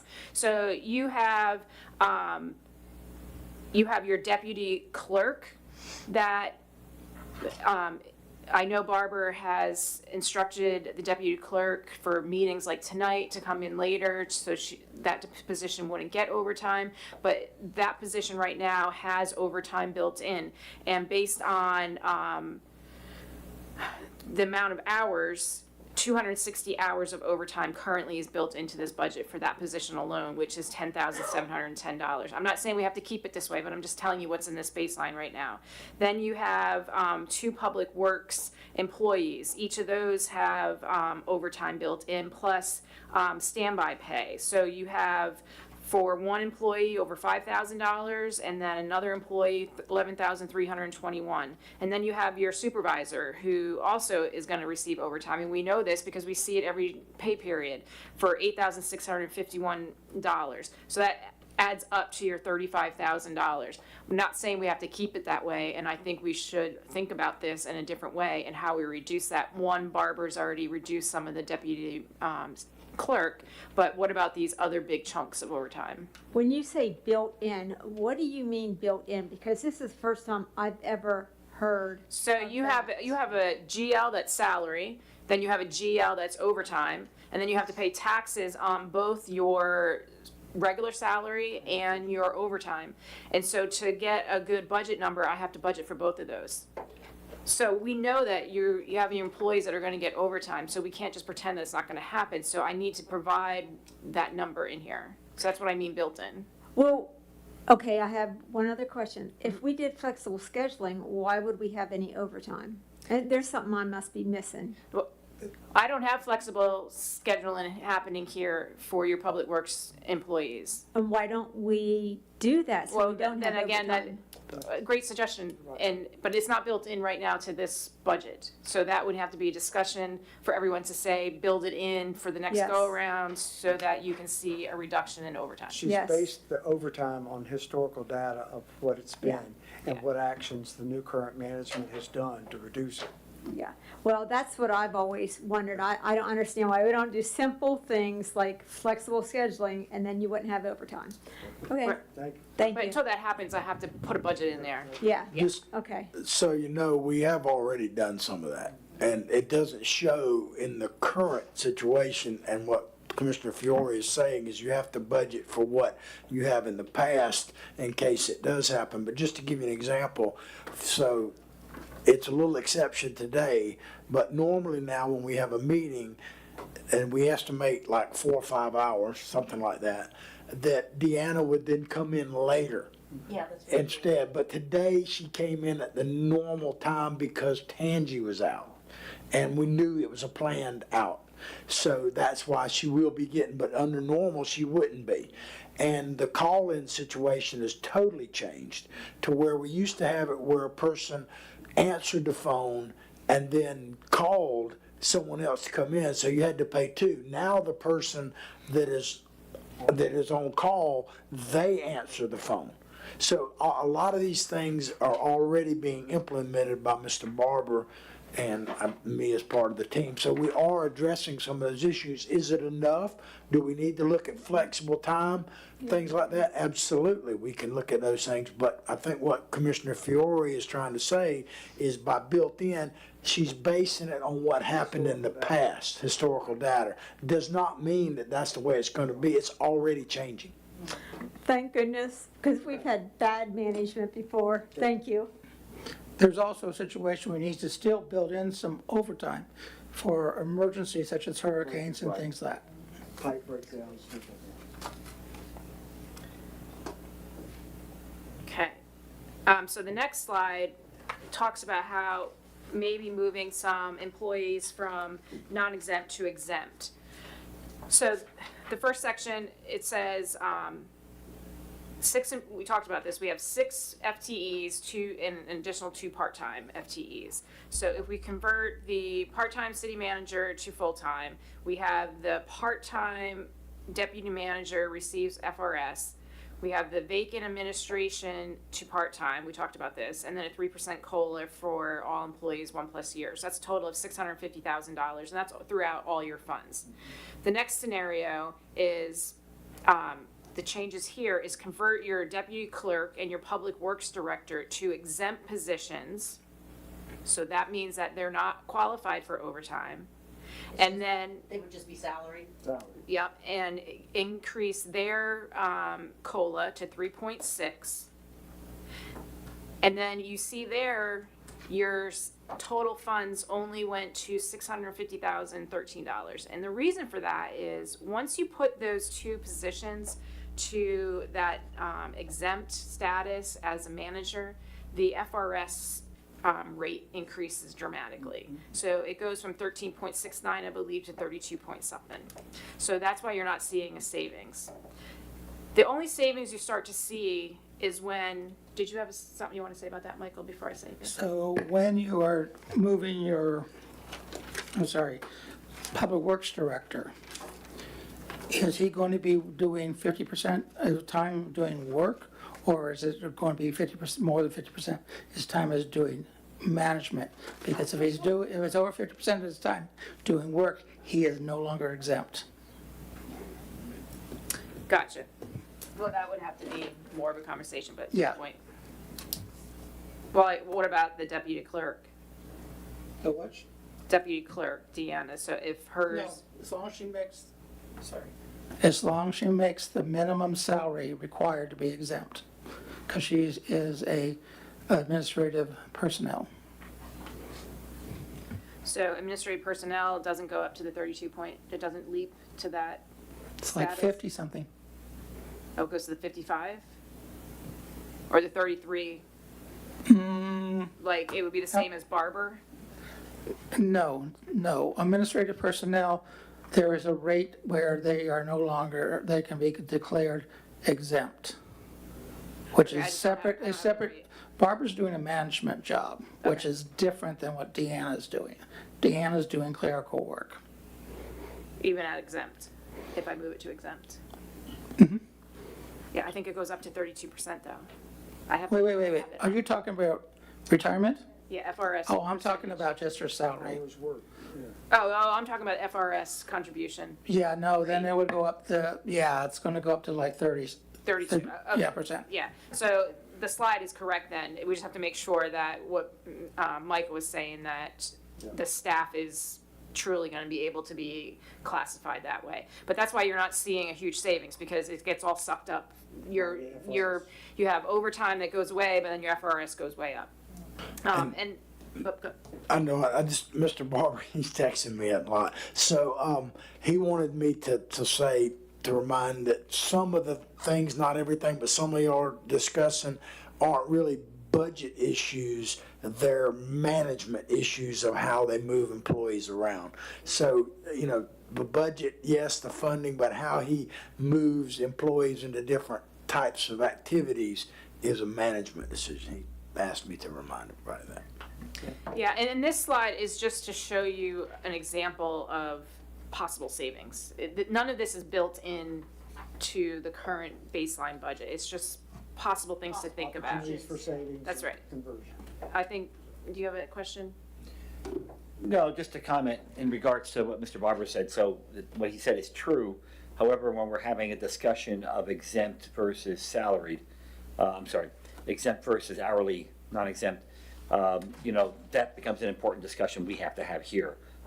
And of course, it also should be brought out that we have asked the attorney to read out on that, because if it was understood. At full disclosure, I wrote an email to Mr. Barber and to the attorney.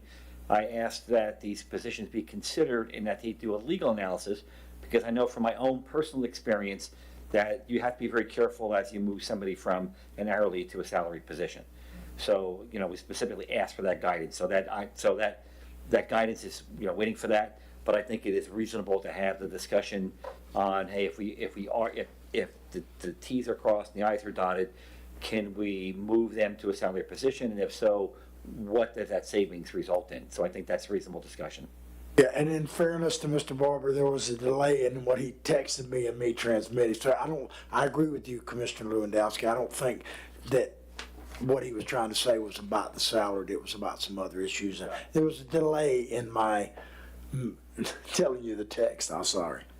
And the workshop is not, at this point, workshop one, and who does it? It's just what are the opportunities Right. for reduction? Right. I mean, let's keep mindful of So, that. in your assumptions in regards to that lower gray block here, where we talk about all the conversions and the COLA and the health insurance. Right. So, do you have firm numbers at all on the health benefits piece of it, or that's just guessing at this So point? the health, I'm using the current health. Right. But Barbara expects there to be a lot of savings with the new policy. But I don't have that, so I have to go what I know today as if it's not changing. So I'm basing it on that. So that roughly $20,000 savings on that last permutation, that's kind of the guess right now.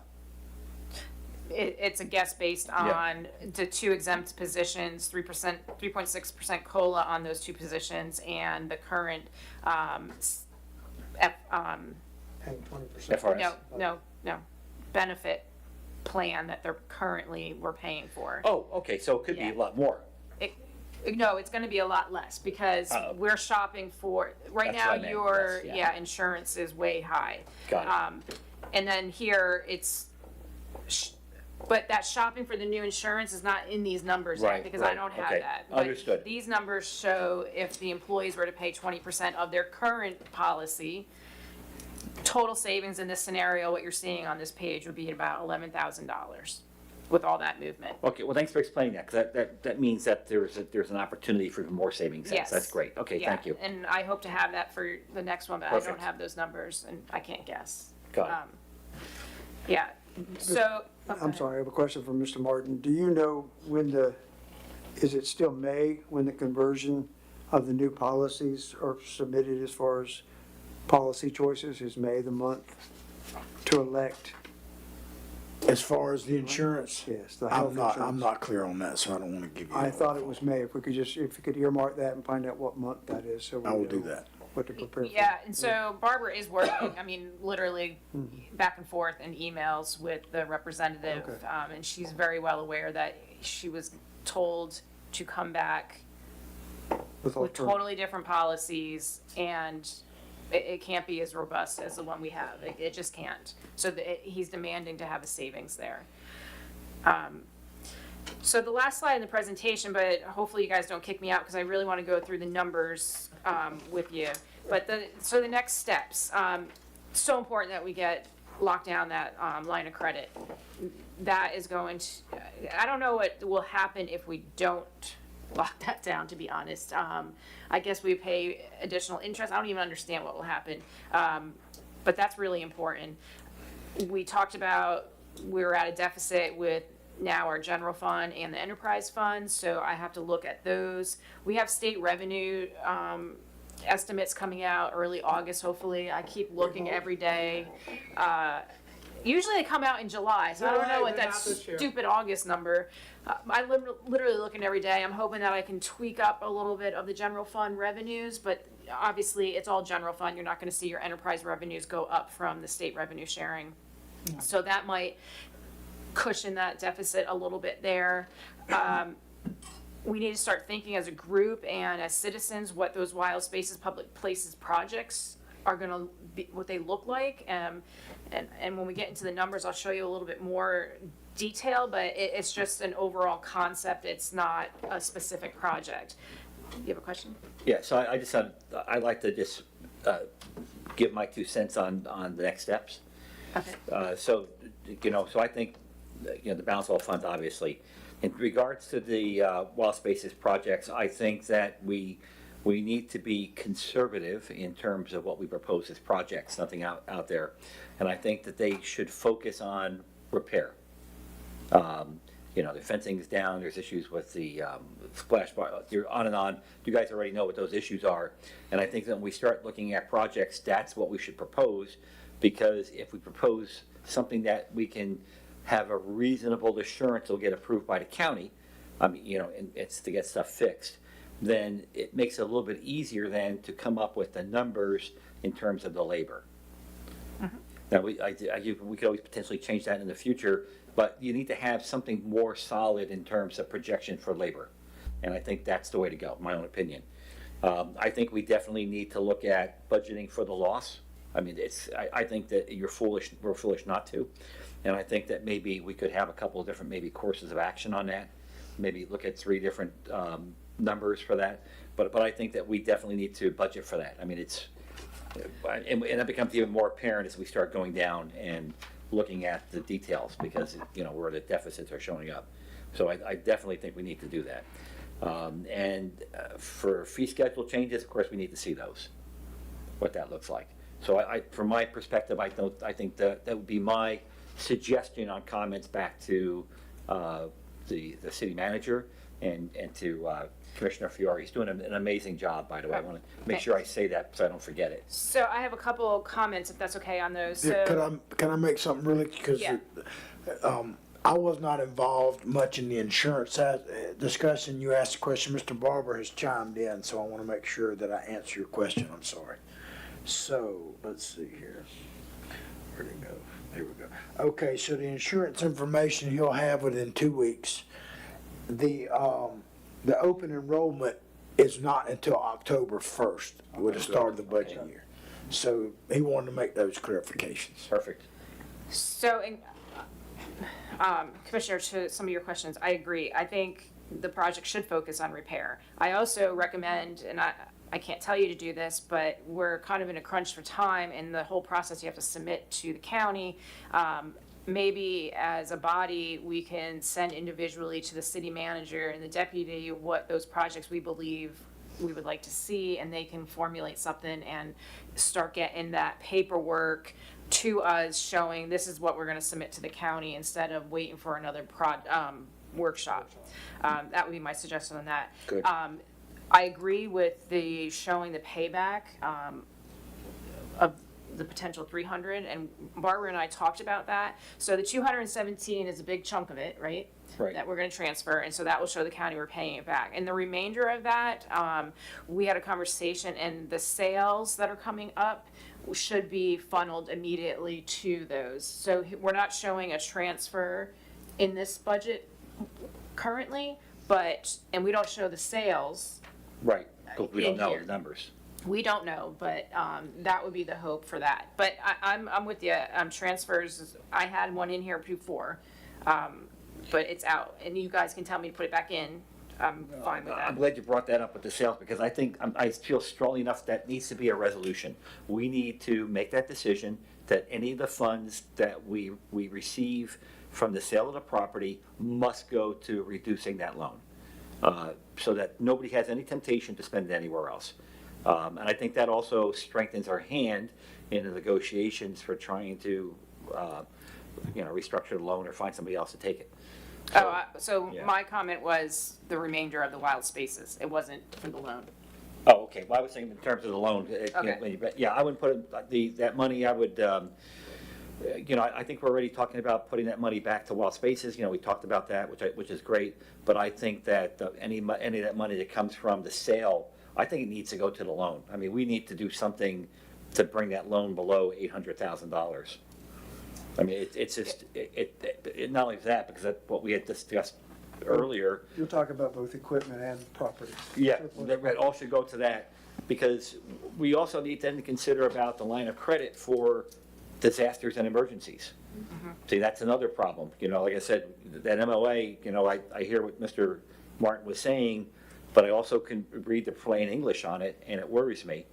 And, it means that somebody has to come up with money first. So that requires then some fund somewhere. We don't have a reserve, so we need to do something.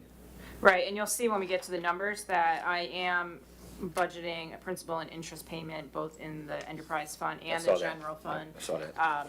Yeah, but that's not gonna pay off the current loan. No. That's just saying, if you renew, we're gonna show that we're paying it.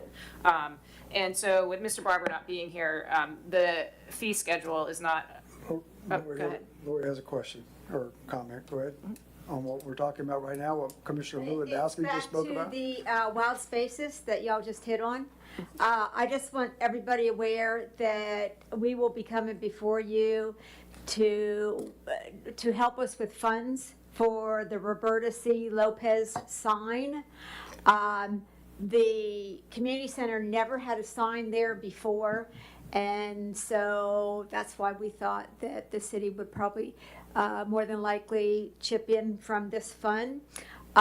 We've been having a hard time getting concrete estimates, and we changed from doing a regular sign that might not last that long and that needs periodic maintenance to a sign made out of what are the tombstones made out of? Granite, okay, that needs very little. Plus, we're going to Duke Energy and some other big players to try to raise funds. So we were instructed by Mr. Barber, once you have everything together, to bring it before the commission. We were hoping to have it by now, but we just don't. I just want to give you a FYI. Question back to you, when you say we, are you talking about Friends of Archer? No, I'm talking about Roberta Lopez family and friends. Okay, has nothing to do with the 501c. Has nothing to do with the Friends of Archer. Okay. I didn't even know that was And are you- existing. Are you aware 2 years ago that we budgeted for a marquee with the name on it Archer Community Center at that time, but it certainly could be the Roberta C. Lopez marquee with a rolling sign, just like we have up here by the tower. That was over 2 years ago. Hammond was still here, so just apprising you of that, and it was $15,000 to $18,000 then. This one was $15,000 3 years ago. Okay. You know, so that just, and again, I can't tell you a citizen group. Oh, what to no, look but we for, want any input, it's great. But certainly, we could entertain wild spaces, public places for funding for that kind of situation and have a greater, I mean, as an opportunity, greater marketing opportunity to advertise what's happening in Archer from 2741. It was a marquee sign. Okay, I'm so sorry. would I be able to get more information that we did on that from City Hall? I mean, again, I'm sure it's in a box, but the purchase of that and that provider could Okay. be found, and we could, I mean, that could give you at least the Okay. contact, so then you can start reaching out privately, if that's what you're talking about, private Yeah, funding. sure, we can But in find out concert, about that I mean, also. I don't know by consensus, Okay. but we could consider contributing through wild spaces, public Yeah. places, Okay, to that, if it was something we wanted to share in. you know. okay, Look, it has to go through that whole process, like we Yeah. just talked about. It has to go through, Yeah, oh, yeah, Meeting yeah, and so, agenda. yeah. right, Yeah. right. okay, but don't Exactly. forget. Yeah. I just didn't want, I just thought I'd put it out there now for the future, thank you. So, real quick, You asked, we need to, I don't think we have on our calendars another budget workshop. We need to, I just want to go through the last couple bullet points here. I began with talking about, do we start transferring, knowing that we're going to have that revenue loss in fiscal year '28, and the approval of the fee schedule changes. Because Barbara's not here, it didn't make it on the thing, so that it would have to be for the next one. But you're gonna have to adjust your fee schedules. There's things that like putting on the water replacement of the, what are those things called? Your meter covers, like we're losing money every time we have to fix one of them. So you're gonna have to make some adjustments to that. That's all I have on the presentation, but I would, like I said, go through the numbers if possible. okay, on the next steps, are you still taking information just Sure. to add to? Sure.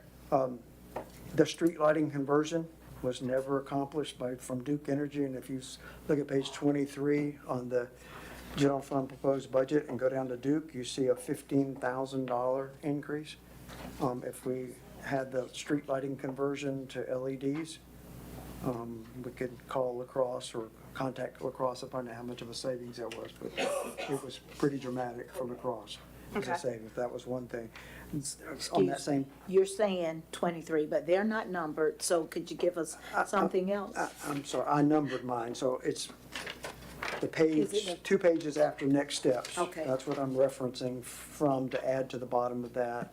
And then administrative cleaning services, I think that's, the consideration was staff do it instead of that, so that's a Yeah, budget but, consideration. so these, I wanted to go through these one at a time real fast. Oh, So okay. we'll get to all yours. And there is no water in the cemetery and hadn't been any water in over 2 years, so why budget anything for water in cemetery? Because I think we're required to pay back the water fund for uses like that. There's no water connection at all to the public. When I walk my dog, I give him water. Well, I don't know where, because I get calls regularly, there's no water in the cemetery, so Going to the wrong faucet. I guess to the wrong section, huh? Okay, so, do you guys mind if we go through? No, Because I sure. know that's what you guys like. So if you go, it starts general fund, it looks like this in your backup. I don't know what page it's on. It starts with revenues. 22 to 36, I believe. Yeah. On the PDF, it's 22 to 36. Okay. And I'm gonna go fast because I think we're supposed to be done at 9. I don't know if we have to call orders to go longer. Yell if we do. We talked about the ad valorem. Let me back up. The FY '26 projected year end. This is my estimate. I used what's been posted through Flair from the state, what I know is true deposit, looking at the bank statements, and basing it on a projection, knowing we have 3 months remaining and prior years. So these are not, I mean, don't hold me to, the fire to these. These are just projections for fiscal year '26. That's on the revenue. On the expenditure side, I put all salary to the actual budget for '26 as a projection. I know that's not gonna be perfect either. I'm just trying to come up to a number. And then the projection for 26 is based on all of the payments and that Michael is putting through the system. I've been keeping track of them, trying to put them in by some GL code. So I use those actuals, projecting out another 3 months is what you're seeing there. So again, don't hold me. I'll have better numbers as Michael continues to put numbers in and the next month or so. All right. The 27 budget revenues we talked about ad valorem, I have that based on the millage that we're currently at, and I have it at 97% collection, which is high, but we're going to be aggressive. Your first local option, second, those are based on actuals, and I'm hoping to get this in August. Those are the type of numbers we're waiting for. Utility tax, so these came, I finally got the breakdown last week on the utility tax, which was great. I feel comfortable with these numbers for your electric. That comes from your Clay and your Duke. We talked about that. We're going to have water is 0. That needs to have something in there, but I was not provided what that is. So I'm going to work with Michael on that number. So that's going to be a bump for your revenues. Maybe in the amount of 24,000. I'm not sure yet. Propane, another one. I don't see those transactions, so I only had put 1,500. It sounds like there should be a little bit more in there. Well, but yes, those are cash transactions. Yeah. Communication service tax, it's funny, for years we were saying that this is always going down, and the last couple of years, guess what? It's been going up. So I'm keeping it at fiscal year 26 projection. Again, that would be something. Thank you. That would be something when the revenue forecasts come in August. Hopefully it's better than 61,000. It's probably going to go back the wrong way. Franchise fees, we talked about that. You get them from Clay and Duke. Solid waste franchise fees, this went down. As you can see, your projection for 26 was around 18,000. We're going down to 79, and that's due to we can no longer charge on your commercial, on your residential on solid waste, so that you have a reduction there.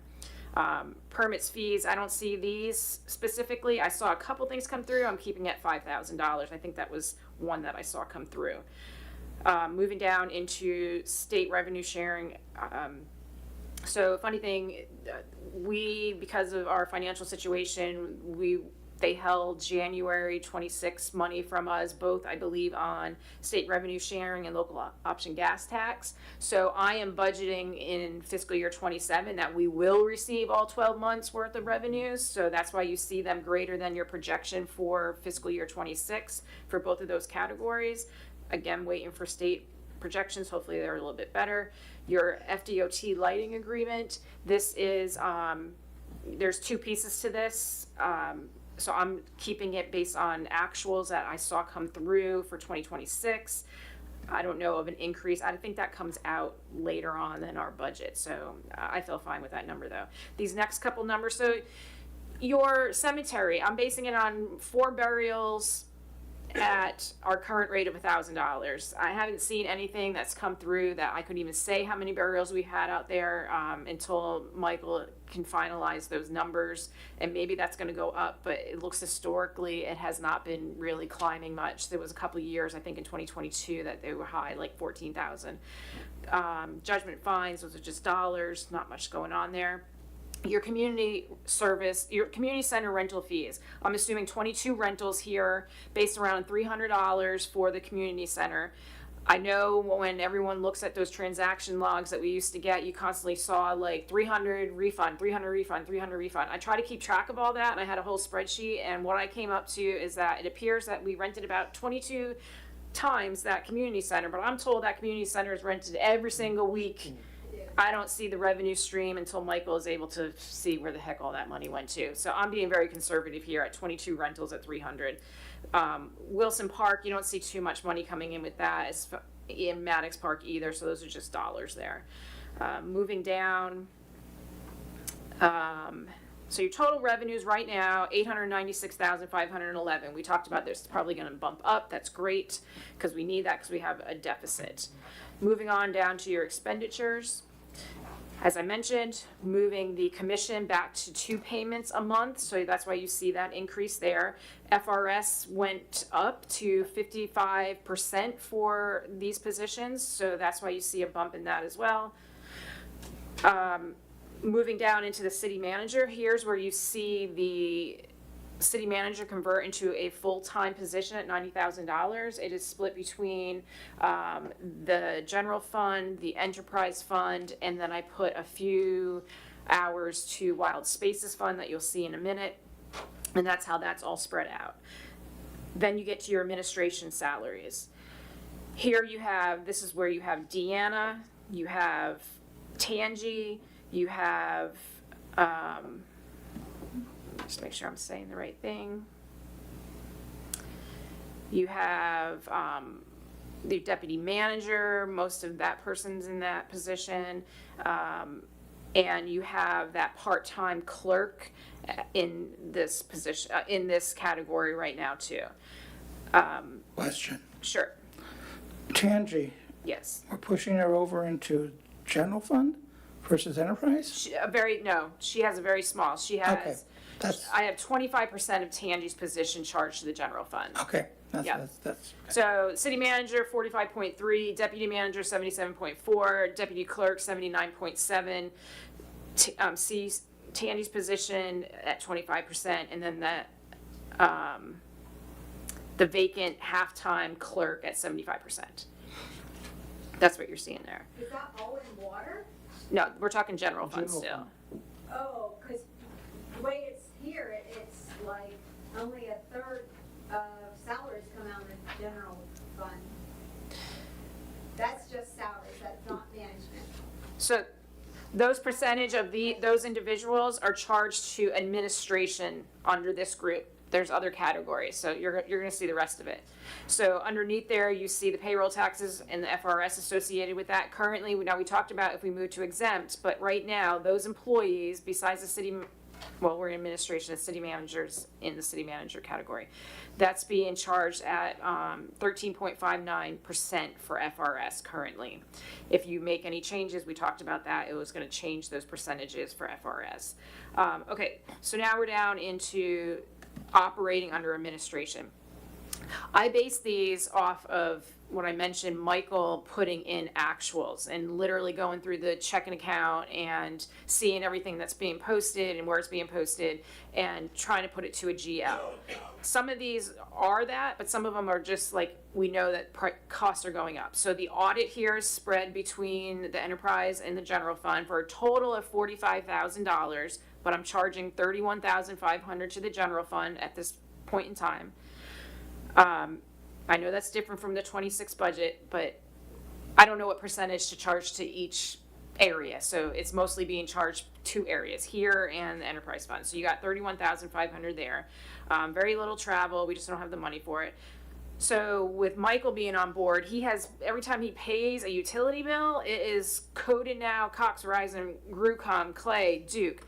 However, I don't have the percentage on what in the past you guys used to put in, 2% goes to the community center and all. So I don't have that. So I'm putting most of it right here. So that's why you're seeing that huge jump in utilities. We can spread it wherever you want, but that general fund, that's what's hitting total. So utilities in the general fund, based on actuals that are happening and a little bit of a bump based on cost of living or inflation, is $83,236 just in the general fund. It's huge, but it's reality. I mean, go look at the payments that are being made, and that's what's happening there. Duke is huge, and I do have a 3% increase for Duke. What is GroupCom? That's through GRU. What is it? Oh, that is, Internet? yeah. Internet for the community center and for the city hall. In the park. They only have two going in. I understand the park is it. We have $9,000 for office equipment, insurance, the PRM, that is, wait, hold on. You have 0 for office equipment. Yeah, no. I have to double check my, the next line, the PRM, because that's a total of, give me 1 second, sorry. Let me just go look, because that's that, I think that's that huge number, right? Should be 84,000, but. Yeah, I just want to make sure that I have it everywhere. Yeah, so it's,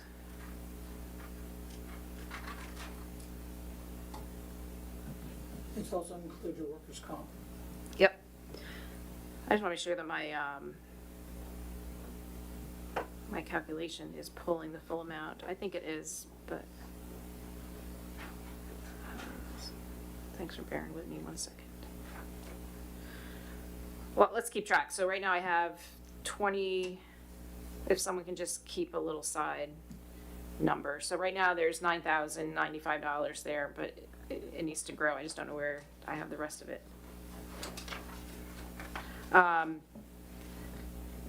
Legal services, that's not your attorney fees, but we have 1,574 for that. Code enforcement, now I know we're talking about a new contract, but based on historical, right now it's at $1,200. That is gonna change as we go in with the contract with code enforcement. There might be some upfront costs, and eventually that should actually make us some money. So admin office, there's so much that hits this.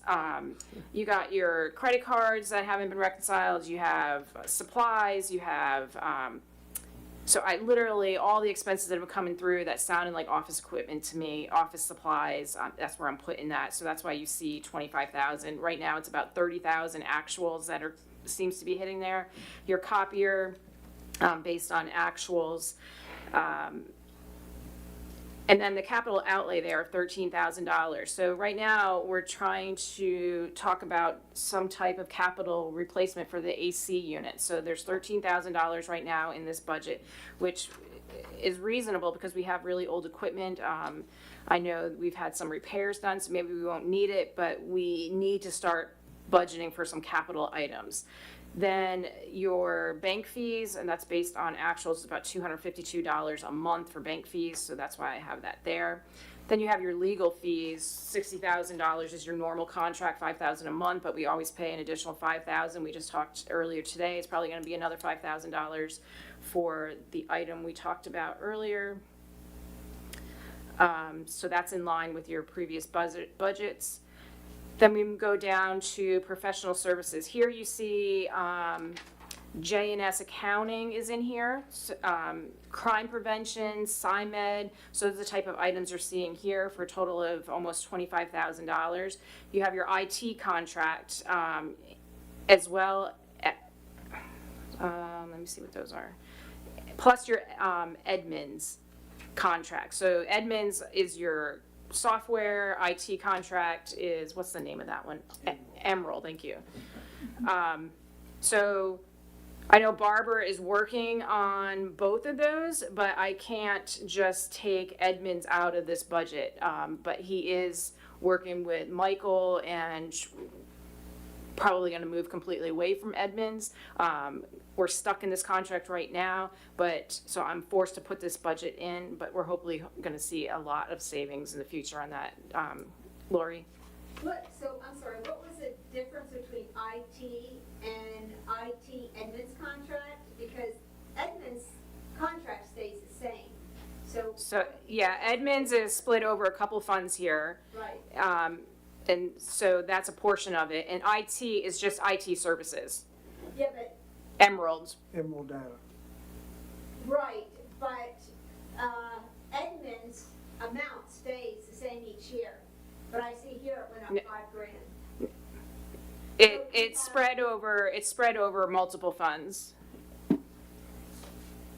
It's spread over what? Multiple funds here, and I don't think it did stay the same over each year. Oh, okay, my understanding Yeah. was split into five payments in 5 different years. I'll look into it. Okay. Yeah. Just one point, I think that we need to break, the admin office 513510, I mean, that seems to become like a miscellaneous. Which, It's, admin office, the number is 513510, admin office. Above category. Yeah, about, 20,000 and then 30,000 and 25,000, I mean, it's, I agree. Yeah, we need to But split that all- up. I understand why you put it in there, because you're just trying to code it for. Well, no, so my spreadsheet bounces back to actual payments that are being. Right. Yeah, Understood. and I can work with Michael with more GL specific, Yeah. but, yeah, We need to fix the GL codes too, Yeah, yeah, and to be remember, more in line with the state. yes, and we've talked about that, and Barbara wants to do that, but I can only go with the We can only document do it that I. so fast. oh, yeah, Yeah. sure. And professional service is another one, it becomes kind of like a miscellaneous. Yes, agreed. Well, I mean, those are the three items I told you is what's sitting in there. You note literally to have J&S, crime prevention, SIMED sitting there right now. And note to self, there is no dog park fund. Well, again, guys, this is a really old Yeah, spreadsheet, format, and I I'm don't sure. have anything in the dog park, But- it's zero. But It it's would be asked nice to every know whatever year. happened to that money, but that's another question. It went into the general fund, whatever was donated, but So down to admin cleaning services, this is a possible savings that we talked about, Yeah. have staff doing it, but currently you're paying over $5,000 so far. Repair and maintenance, so we've had a lot of septic pumping happen, we have Orkin, that's what you're seeing there. I don't expect the septic pumping to stop, so we have to be realistic and pay for that. I don't like other miscellaneous, so that's why you're seeing zero. Move down into the cemetery contract, this is, I put it up to 600 a month, I know it's 500 and something, but that's why you're seeing the 72. Water 500, mayor said we shouldn't have it there, but technically if there's any money, any water being used there, we should be paying for that. And there is, and, Joni said that there was actually, and possibly still is, a water leak in the cemetery, and she just told Calvin about it. that's what I mean by cutting it off. It's cut off in all the different sections, and there's a water leak there. And we're getting billed for non-service there. So We're not It getting doesn't billed, sound this like it's is, cut off. just splitting that this utility. is saying general fund needs to pay for the water that's Right. to It the goes- water fund for the cemetery Cemetery. use. Yeah, Right. that's what that is. It's not being done currently, but it should be. Tree removal, that's important. We saw that just past week. The guys were out there removing trees from the cemetery like crazy. It's probably gonna be more than 1,000. Kudos to them. Moving down into streets. So here you're gonna see some of those other sides of your expenses that you were talking about, Lori. So you have your overtime staff, we talked about that, and your salaries. And I can tell you who's associated here right now. We have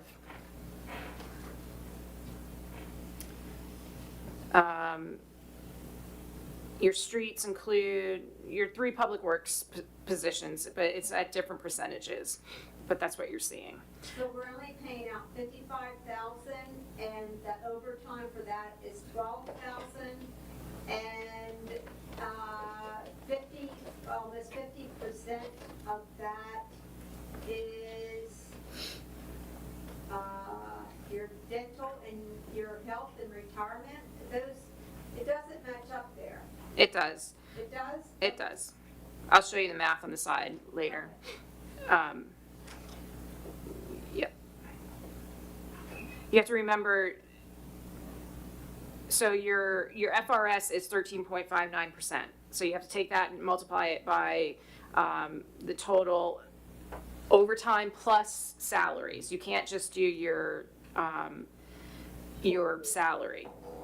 So that's why you're seeing that big number there.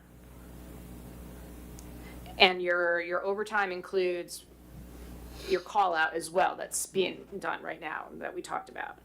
So then insurance, that's based on today's insurance that they're paying, that's why you're seeing that big number, that we're paying for your employees, that's why you're seeing that big number. We're hoping to see that go down with the new contract, hopefully. We don't pay, workers' comp is under the PRM, so that's why you're seeing zero there.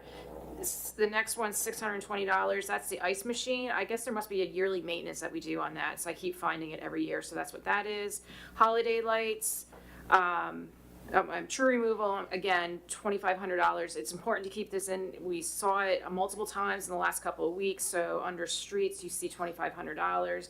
The holiday lights of almost $1,300. We talked about this potential place for a budget cut, very small, maybe just 1 year, but we're having to use Newberry for that equipment. It doesn't make any sense. Your FDOT signal maintenance, this is based on a contract. So here you see utilities You don't see anything, although last year budget, you saw the 37,500. Again, that's because I have it all sitting up in admin, but it's a total, so that's why you're seeing 0. And if you tell me to put a certain percentage here, I'm happy to do that, but the total's sitting up in admin. Your insurance for PRM, who's keeping track of it? It's 25,145, so I think I have it all, because the rest is in. That's your insurance, that includes your workers' comp and everything there. What is payroll taxes? That's your social security and Medicare. Okay, I understand that, but is that for the streets? Because this says senior center expenses.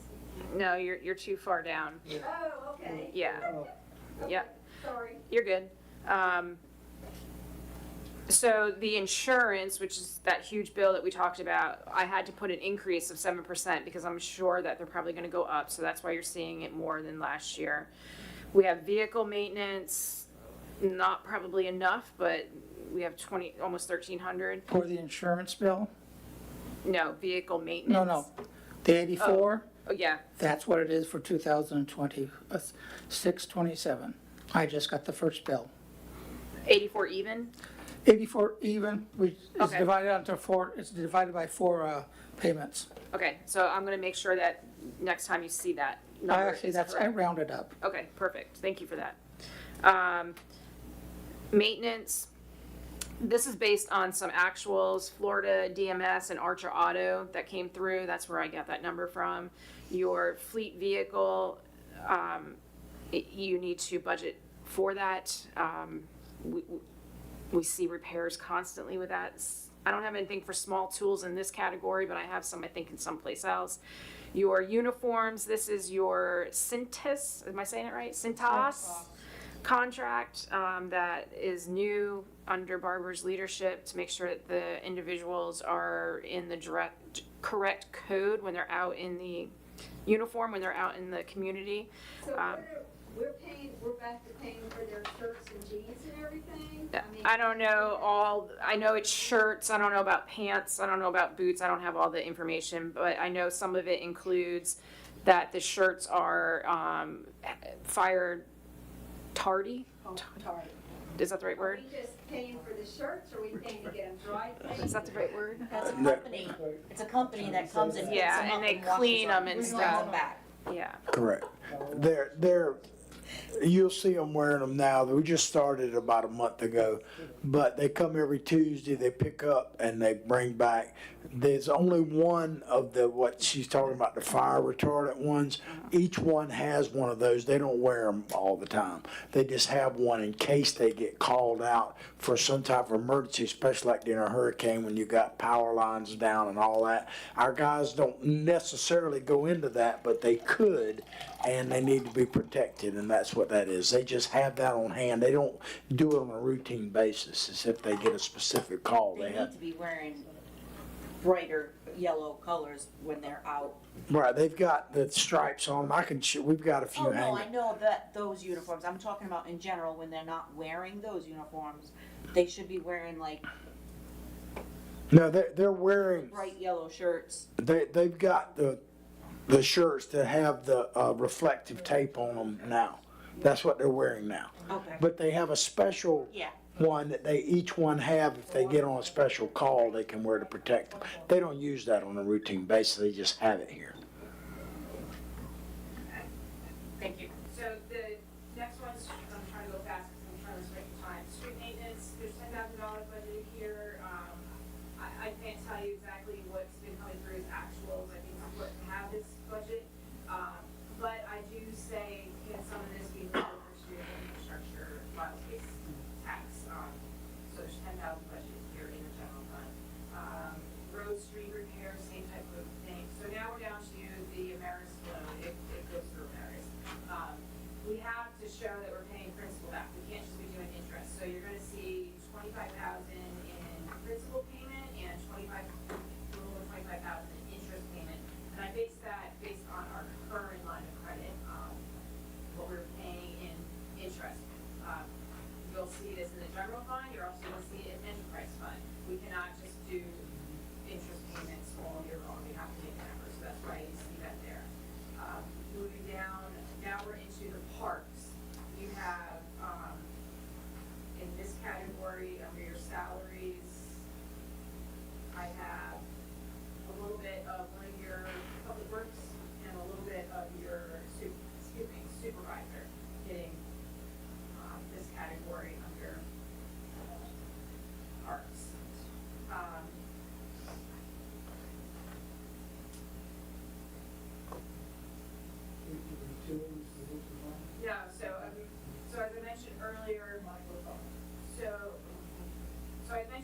all your utilities are sitting up in the admin. I did not spread them out through each of these units that you want to call them. If you tell me what percentage you want there, I'm happy to do that.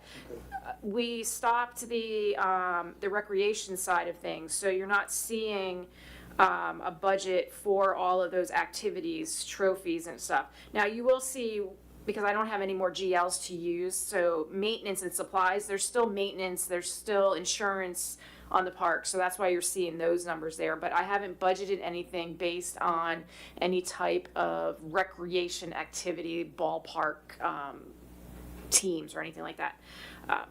Yep. So- Go ahead.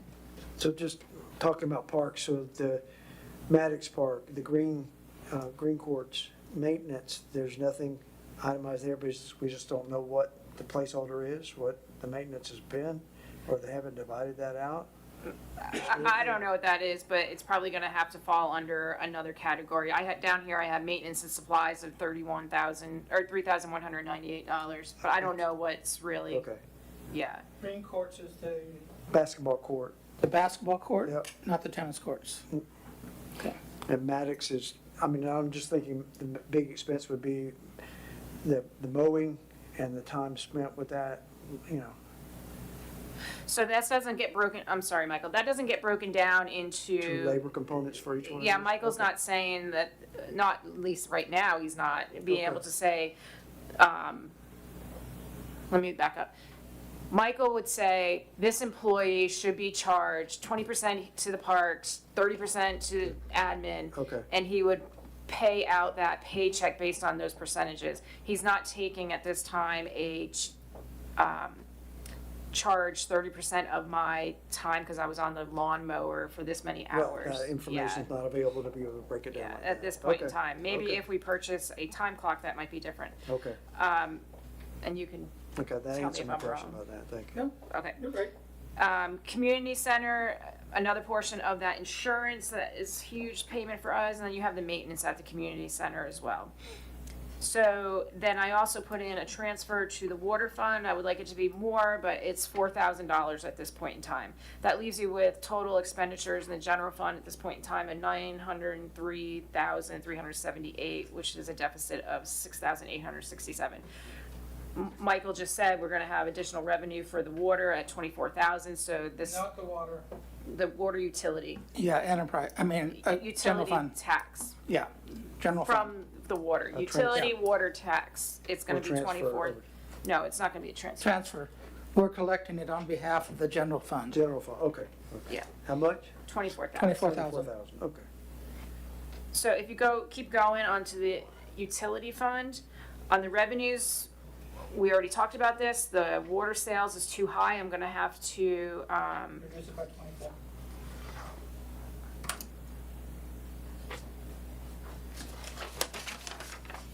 hold on one second, why do I have it?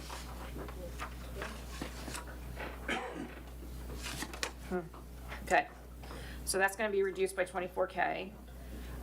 Then non-residential water sales. Well, I guess I'll have to spread it between the two there. And then just a little bit for connection fees, and then the transfer in from the general fund of $4,000. We talked about the solid waste under the commercial side, that I cannot increase that, that's the dumbest thing I've ever heard. So that's going to go away. It's sad. Jeez, Are you in the enterprise I am. proposed budget? Yeah, I'm on solid waste revenue. So you're gonna see that 16,427 go away and the 3,799 go away, so that's going down. So now we're on the salaries. You see it's a bump from last year's budget, as I mentioned, just because we're gonna have a lot of activity in the enterprise fund. We can always move around if need be to balance this budget, some of those salaries. You have, in that category, you have the city manager, portion of the city manager, you have small portion of the deputy manager, you have a small portion of the deputy clerk, you have almost all 75% of Tangi's position is budgeted there. And you have 25% of the half-time clerk. Your 3 public works employees, are budgeted there, one at 51%, down to 23%. So everyone's pretty much touching everyone except, nope, everyone's touching the water fund.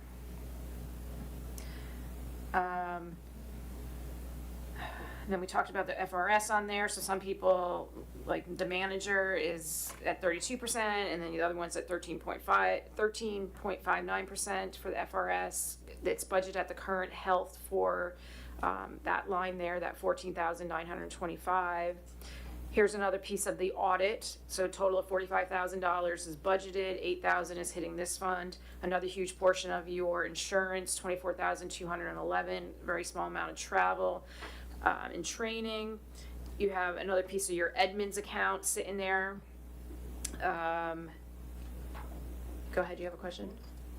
It's in the upper part. Go ahead and finish that section. Postage is going up. I put a little bit of utilities in the enterprise fund, only $5,000. You can tell me you want to put more there, but I have a deficit in this fund, so I can't really move much.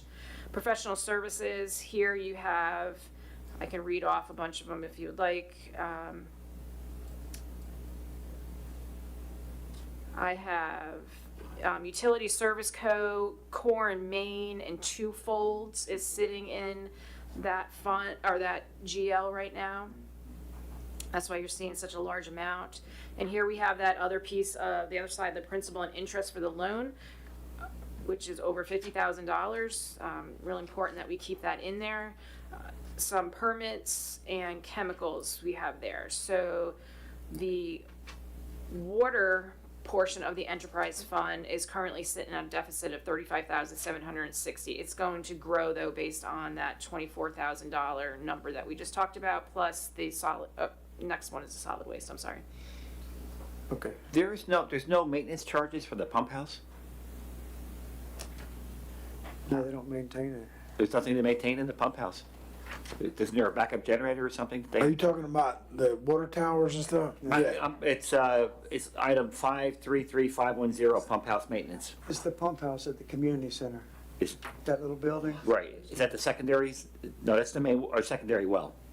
No. That's the primary well? That's the little pump house that's Right. over. It's a pump inside there. Yeah, I know, yeah, but what's it? But the primary one is at, Okay, and that other one is, what is it? It's a secondary, it's not being used? Secondary? yeah, it's being used, but it's just secondary. Okay, backup. and there's no maintenance for it?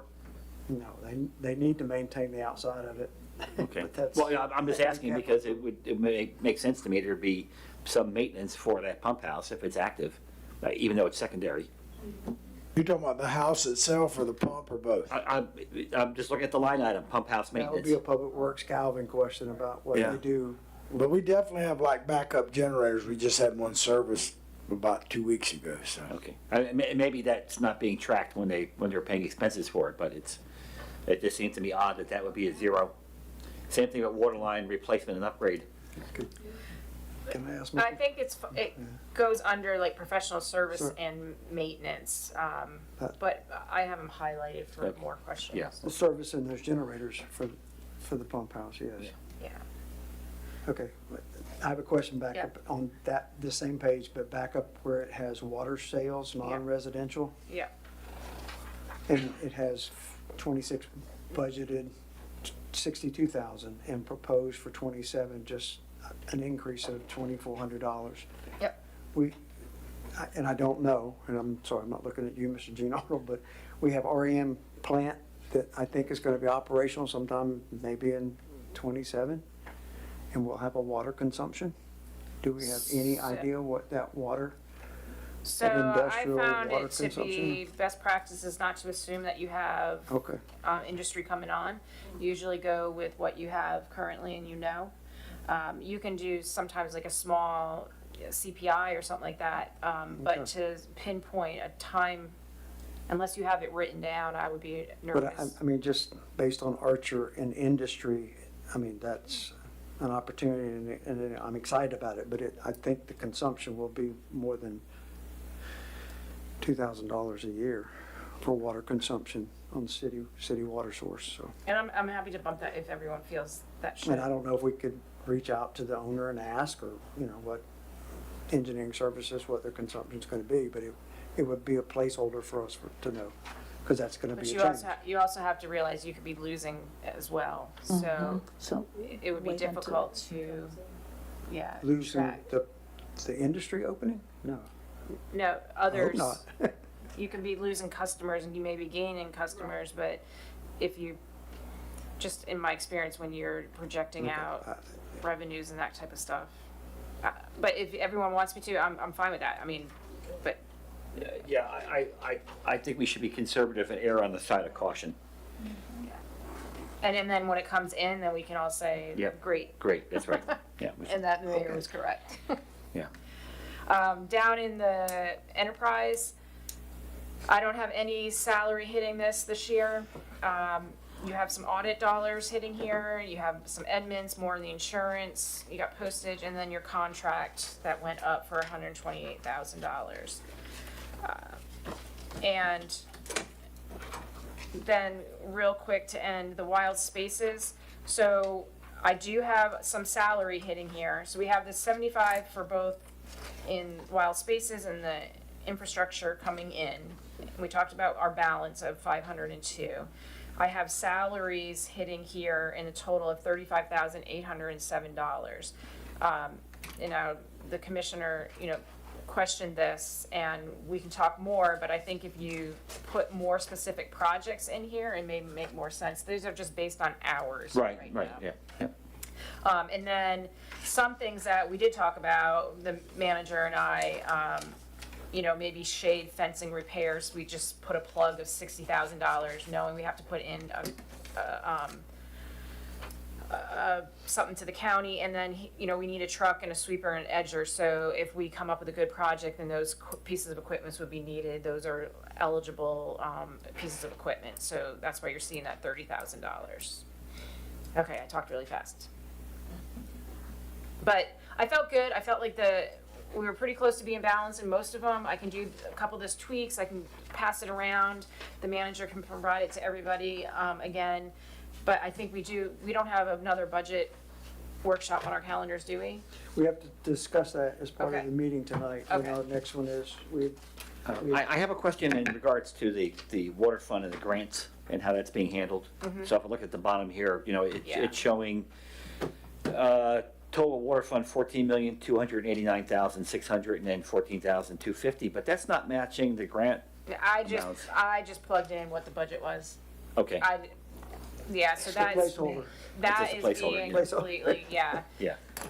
Well, yeah, it's. Turning it out. Right, and I understand that, although in this particular case, I understand that the grants have their own special consideration. The concern I have with the grant money is that if the grants are not spent properly, and we don't expend it to the maximum extent possible, and we don't match total expenses, the people who are going to pick up the difference are going to be the raters.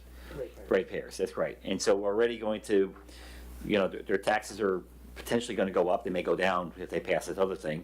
But we know solid waste has gone up. We know that we have really no idea as we sit here what the rate's going to be for sewer. And it could be high, really high, if we don't get all the grant money we need and we don't spend it properly. So I'm really, my message to the city management is, and I understand that there's lots of people at the state who are managing it, but the bottom line is, we as a commission need to see the details on that, because, as the agents of the people, we need to do everything we can to make sure that they're not gonna get stuck paying the bill at the end. I agree with that, and in my experience, when I saw large grants like this, you will get a recap on everything, and it should be monthly, and we should be seeing and keeping track of it ourselves, even though we don't have a grant module or anything like that, but we should be seeing all the revenue expenditures and reconciling it as well. Doesn't mean I can provide you what that rate's supposed to be, but my point is, we should be able to see all the ins and outs on the grants. Yeah, absolutely, because those contracts are, I'm frankly a bit scary. Yeah. The risk level is really high on the contract, so it's something that I know it's a little bit outside the bailiwick for this, but we really need to worry about it. I agree. And I don't know if citizens had any questions. You have specific Well, questions that we? Could I comment on what Mr. Yes, yes. Because I agree with you 100%, and I can tell you that based on what I've seen on Mr. Barber, and based on my past experience, and based on this gentleman sitting right over here, he's not going to allow us to not document the stuff with the grants 100%. I can tell you that because I've worked with him in the past, and he will make sure that every I is dotted and T is crossed when it comes to separating those monies, or he's going to come here and tell you need to get rid of me, because he will do that. I have had that experience because, you know, during the time I was at Hawthorne, we had multiple $1 million grants. So I have, between Mr. Barber, and I'd like to be able to speak for myself, but I won't, and Mr. Our accountant, Mr. Whitehead, I don't have any doubt. I'm sorry. I'm tired. I've been here a while. And my voice is going. But I have no doubt. But you're absolutely right, Mr. Lewandowski. That absolutely needs to be done. As well as we're holding Woodard and Curran Correct. to the school board to make sure that they're showing a timeline for each available grant as it's submitted, received, and what its purpose is for. Yeah. I'm holding them to that higher bar. Mike New specifically, and Miss Morgan French. I mean, Yeah, you're going to see, like, I think the best example of it will be when the new transfer pipe starts being put in the ground, which we're on track to do right now.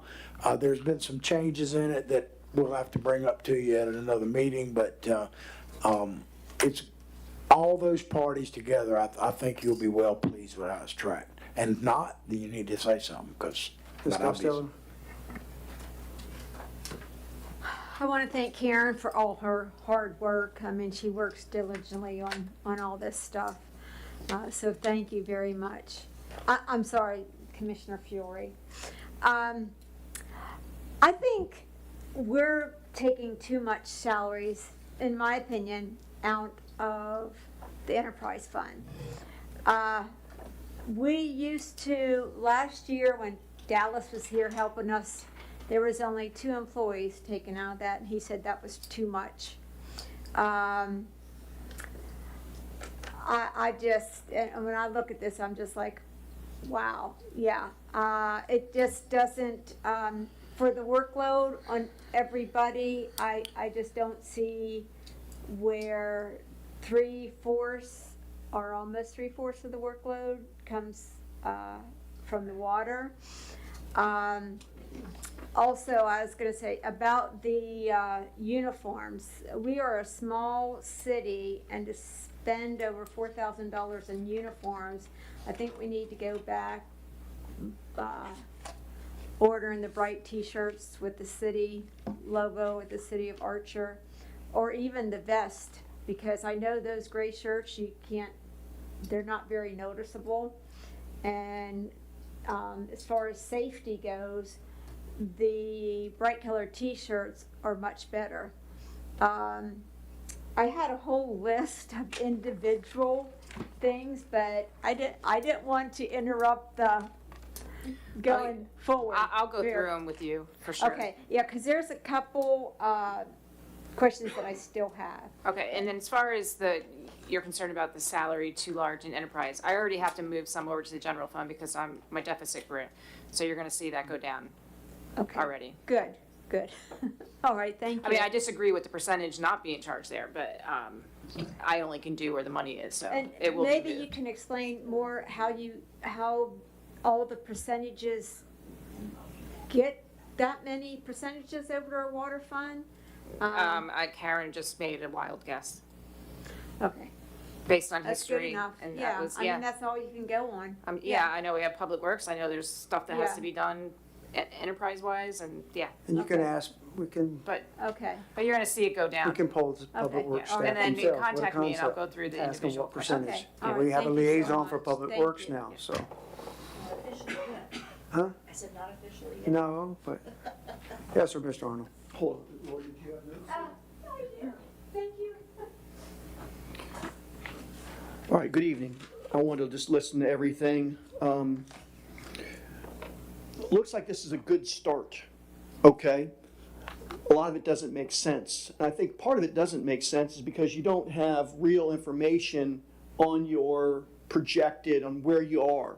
A lot of these have zeros, and they just, I think, I don't mean to be critical of you, but I think if you look back, maybe the last budget didn't really make sense in some ways, and probably you learned a little bit more, and now you've got new categories and a new way of breaking it down to where the numbers, as you just go across, what would have been nice, and I don't, first of all, our first mess was whoever convinced you all to do the Edmunds thing, greatest salesperson ever. That was awful. And for 3 or 4 years, we were just in disarray trying to do this and trying to learn and taking QuickBooks and doing I mean, everything about it. And that's why really our books for the previous 3 or 4 years were so bad. And there was no reason. I mean, we're $1 million community, or city rather. And to go to Edmunds, not to use QuickBooks? Okay, enough of that. So would have liked to have had a historical 25, 24, and seen where that was in each of these categories, to have gone across and seen truly, but there's just so many things that don't make sense when you went through and you brushed through it, but you didn't really get into why there's a zero there and there's nothing in this category for whatever, where there's money there. So when you get to it, it doesn't really give you the total scope of what your costs are. So anyways, but I think in the next month or 2 months, you're going to have all those to fill in, and it's going to make more sense. But again, this is a good starting point. A couple things I did want to touch on real quick. Really should be going, I just, 5 days a week. I don't know why. I can't keep emphasizing that. Work 5 days a week. The millage rate, I think that you voted on it or started it. It's going to be the maximum. I understand that. I'm just amazed that earlier you had no one here. No one cares that it's the maximum. No one comes out and raises Cain about it. That's disappointing that no one feels the need to complain about it or at least question it. I thought we were going to review every contract, and maybe that you alluded to that from anyone that we did business with, whether it was Edmunds and how that falls off, and maybe we can just, I don't know, stop paying them. Let them sue us. I don't know what you do, but when does that fall off? Is it next year? We have to keep paying them and not using it? The IT services, you pay them like $2,800. I still don't know what they do, other than, a little YouTube connection. They have a ridiculous. I hate to say it, the legal services. Why are we paying them $5,000 a month? There's no negotiation there. There's no, hey, we're broke. Can you cut it down to $4,000 and still represent us? I mean, you don't get if you don't ask, type thing. I hope that we're not still doing the supplemental insurances and paying for that and then getting that reimbursed like we were. Commissioner Fiore stood up where I was and raised Cain about that because there was none of the books were balancing on Aflac or whatever else things were. That was a mess. Overtime, take the overtime out, period. If you have to use it, then it breaks the budget, so to speak. But don't put a line item in there. You don't want to do it. You don't have the money to do it. I don't know how many business people I need to drag in here and tell you you're broke and to stop spending money. Uniforms, they look pretty sharp, but again, if you don't have the money, we're not out there trying to look like, the next best thing with a bunch of stuff. And I'm worried that you signed a contract probably. I don't know. You can cancel it anytime. Okay, good stuff. Some of those things, it is very hard to get out of those sickness or whatever, those contracts. They put you in it for a year because they want to give you like 7 of them, outfits. The sales coming up, I guess you're going to have GovDot deals coming up here soon, shortly. Okay, I just wasn't aware of that. The $217,000, is that from the bank account that we found that out of the blue? Okay. To that point, let's pay off the loan. Get that interest rate down. Don't worry about wild spaces. That's just perception. I wouldn't worry about those people and any of that. I would pay off your loan and get that interest rate so you stop paying interest and treading water. Travel, eliminate the travel. There's something for insurance travel. Insurance travel. How does that even go hand in hand? That doesn't make any sense. Underneath the insurance, it says travel, $1,000. Okay? Woodward and Curran, I hope that they're gonna come either next meeting or the following meeting and give us an update on what that schedule is and where, if they're hitting their milestones. And as we start doing the audit, I don't know if we've ever looked any more into the Tony and Cindy regime and what they were doing and, you know, the double payments and where that money was going, because I think it was a whole lot of shell things. And to this lady's point about, we bought like $600 in gloves, and someone goes, well, we didn't know we could cancel them, or something along those lines. And I know hand sanitizer, it was unbelievable what some of the things that he did. But while I have you here, profit and loss, balance sheet, and the audit, I'd love to, if you, I know it's late, but any of those things, are you responsible for those things? And will we be seeing them next meeting or the meeting after? Because when I asked the question, everyone up here said, I don't know. I don't know if we're ever going to see a profit and loss, basically. I'm paraphrasing, but that was the sentiment. So it wasn't on a timeline. And I know things have been a mess, and I've talked about Edmonds and the struggles, but somehow we want to see, are we month to month making money? Anyways, I think I've said enough. Thank you so much. Mayor, before Michael answers any of those questions, can I address some of those? Yes, ma'am. Okay, so starting at the bottom, You're next, Ms. Green. the insurance, where you're reading insurance, I didn't have a GL, but I put insurance in that category, so that insurance is the 4,305, and then 2 GLs down is travel of the $1,000. Just so you know, it's not insurance travel, just to make that clear. Okay, there's travel in 2 or 3 different. No, I agree with you on that. I just don't want you to think I'm doing insurance travel. Okay, so that's that. The Edmonds, I know Barbara is working on that. I don't know if you were here for that, but hopefully that will come to you in the near future, trying to get out of that and what he proposes to do again. And I don't think you were here when I explained the 26 actual column. So I based the 26 actual column revenues on very specific. If I knew what the revenues were based on from the state, I can go in and look how much to the penny what they were, and then I had 3 months remaining that I had to project. So that's what you're seeing in the actuals based on 10 months. Well, and then when you're seeing zeros, it's because we probably get revenues in maybe over the counter. I don't have the backup for that, so I'm not going to just plug in numbers. So unless I saw truly what the revenues were for that's why you're seeing some zeros. As Michael continues to reconcile, the more I see that, the more I'll be able to plug into the actual. So it may grow, but I don't know. I don't want to just fluff it. On the expense side, the same exact thing happened. I put all the expenditures for payroll exactly to budget. So that's what you're seeing there. And then the other expenses, you're seeing a lot of zeros, is because I literally took what we paid by vendor and I tried to put them in GLs that I thought were appropriate. So the actuals are really based on actuals that Michael's putting through the system by general fund and enterprise fund, and then I'm adding like 3 months to it. So you're seeing a lot of zeros because some of these GLs made no sense to me, and I couldn't really point to an actual expenditure that it was appropriate to apply to that GL, if that makes sense. There's like a COVID line. Can you not delete some of these things? I can, but I'm like a volunteer when it comes to this, and I'll make it cleaner next go around. I'll get rid of all of them. But there's zeros there.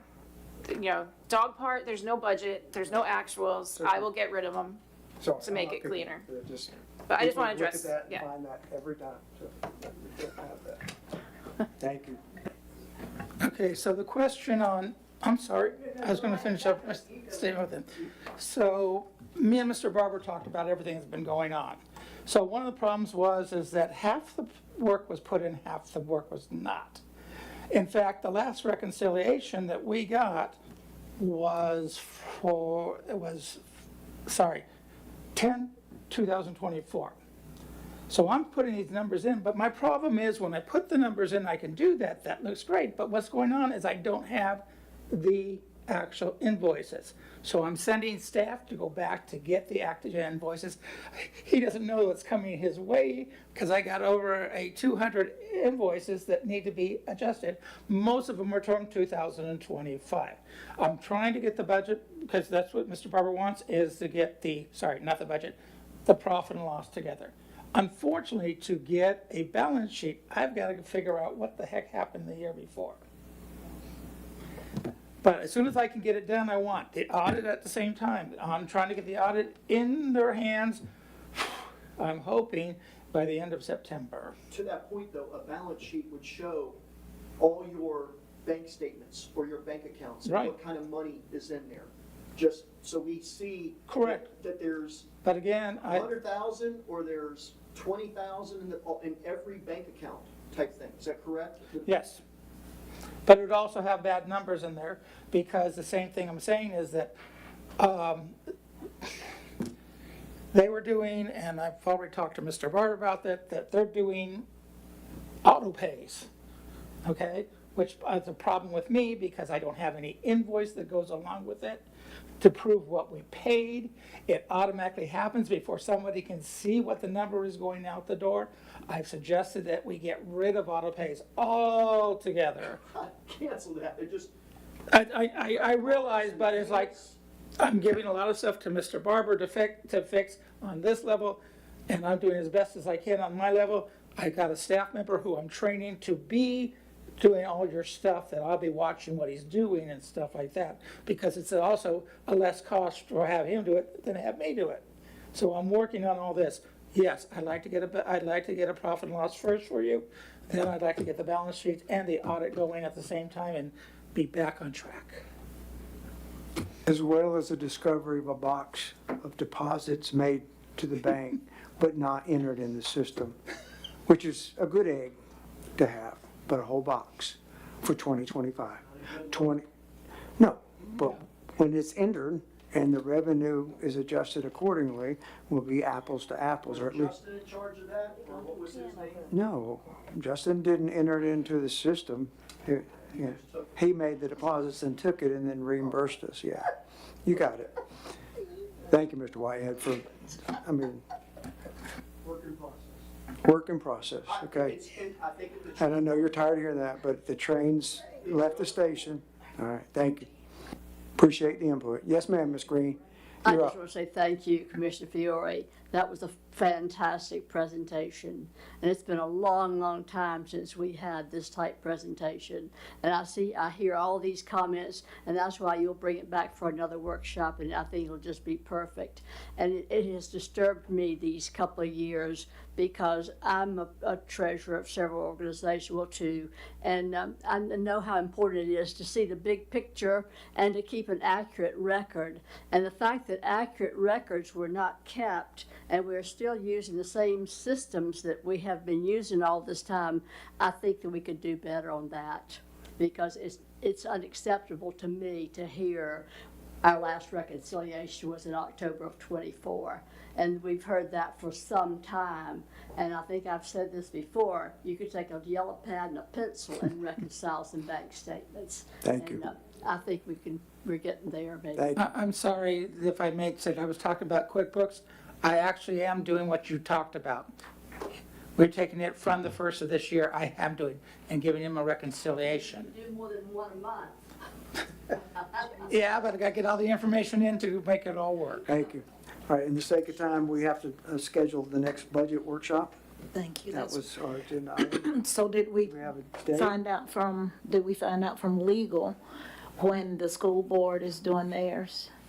No. Because remember, that was the That was the problem with that August conflict. 20th that we were concerned about? No, next- so That the was the issue was for the readings of the first That's and in final. September. Yeah, that's, But we had one tentatively scheduled for Thursday, August 20th, but we didn't know what everyone's schedule was. It was that one, was, I think, the conflict. that- No, it's just the conflict with county or school September. board is when you do your actual resolution to adopt the budgets, you can't do it on their same days. Right. But we can do budget workshops any day, anytime that we want. So do you So all, I don't know, yeah, I do we don't have know a calendar why. date in August? Which date was it? I don't Au- remember now. because I Thursday, didn't write August it down. 20th. I have that on my calendar already. Oh, maybe we already said it, yeah, I don't remember. August. Did we 20th? set it? Because the Yeah. only one I checked was tonight's, so And I have Yep, we did. 6:30 to 9:30. that's I number two. have That's what- 9:30. Then are we prepared to speak about the third one? That would help Yeah, I staff. had it on my calendar too. I have it on mine now that I see it. Yeah. For And August the third 20th. is, the third workshop's gonna be Thursday. August the 20th. Yeah. got it. What do you have for September 20th. September? That's the tentative budget and millage hearing, What- Yeah, so we're waiting for, we September need the September attorney 10th. to verify the last two meetings. Okay, right. So the next one is a workshop, we don't need attorney for that one. Okay. We'll come back with refined numbers, we'll have the state I have- numbers by then. I do too. Yeah. Okay, and that's at August 20th. 6:30 on the August 20th for our next one. By consensus, we're in agreement? Yeah. To make it? Okay. So let it be written, so let it be recorded. Yes, ma'am, Ms. Costello? For future budget meetings and workshops, what is going to be acceptable to this commission for questions since I won't physically be here? Send them in before you leave. Will they get answered? Will somebody read them at the would meeting send and them- answer them? To Mr. Martin, to give to Mr. Barber, so that it can be earmarked for discussion in that workshop. Okay. Because On I August listened to the workshops. You're not gonna be at the August 20th workshop, is what you're telling us, Right, correct? and I just so email Mr. I would email Mr. Martin, so he can then pass it to Mr. Barber, so some of those things might be So able to be I answered. mean, I'm not gonna have the questions till after the information comes out. That's what I said, if you have something specific. Well, you know me, I have a lot of questions. Yeah, but this is Well, I before we do, meet again. I'm very interested in the budget. I think Karen Yeah. knows that, yeah. It will be addressed at the August 20th workshop. Okay, thank you. And if you get them to him, then that can be information that's added to our packet. Okay, Is now, that- I can't get it to him till after I see the information. You understand? Right, so it'll be within a week of the, August Whatever. 20th workshop completion. Well, I didn't get the information till, I think, Saturday for. That was my fault because I got information late last week that I wanted to fine tune, so he didn't even get the information from me until late Friday night and then posted it, I believe, Okay, Saturday. well, if he has it a week before, then just give me a day to review and I'll have it to you. If not, Thank send you. your questions once that packet goes out, because it will be on the website. Wherever you are, you'll be able to access the website, Right, oh, correct? no, I can, I watched the thing and everything, so, And then yeah. the directive Yeah. for clarification is to get it to Mr. Martin. Okay. So then they capture that then for our review All right, thank you, after the 20th workshop. thank you. Okay, thank you. All right, for the sake of time, is there anything else? Comments? I'm not following this because we're usually a workshop. If we're done by consensus, we're done. Yeah, I mean, that was the workshop, that was all of those. Yeah, I mean, so there's public comment, got the public comment, commissioner comments. Any commissioner comments? Good night. We're good?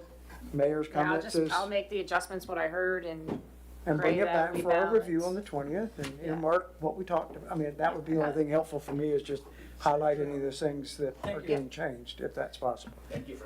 yeah, it'll be. Okay, this concludes our workshop. This meeting is adjourned at 9:54. Good job, Thank you, Karen, very much. good job, good job, good job. Take whatever you want with you, leave the rest here and I'll put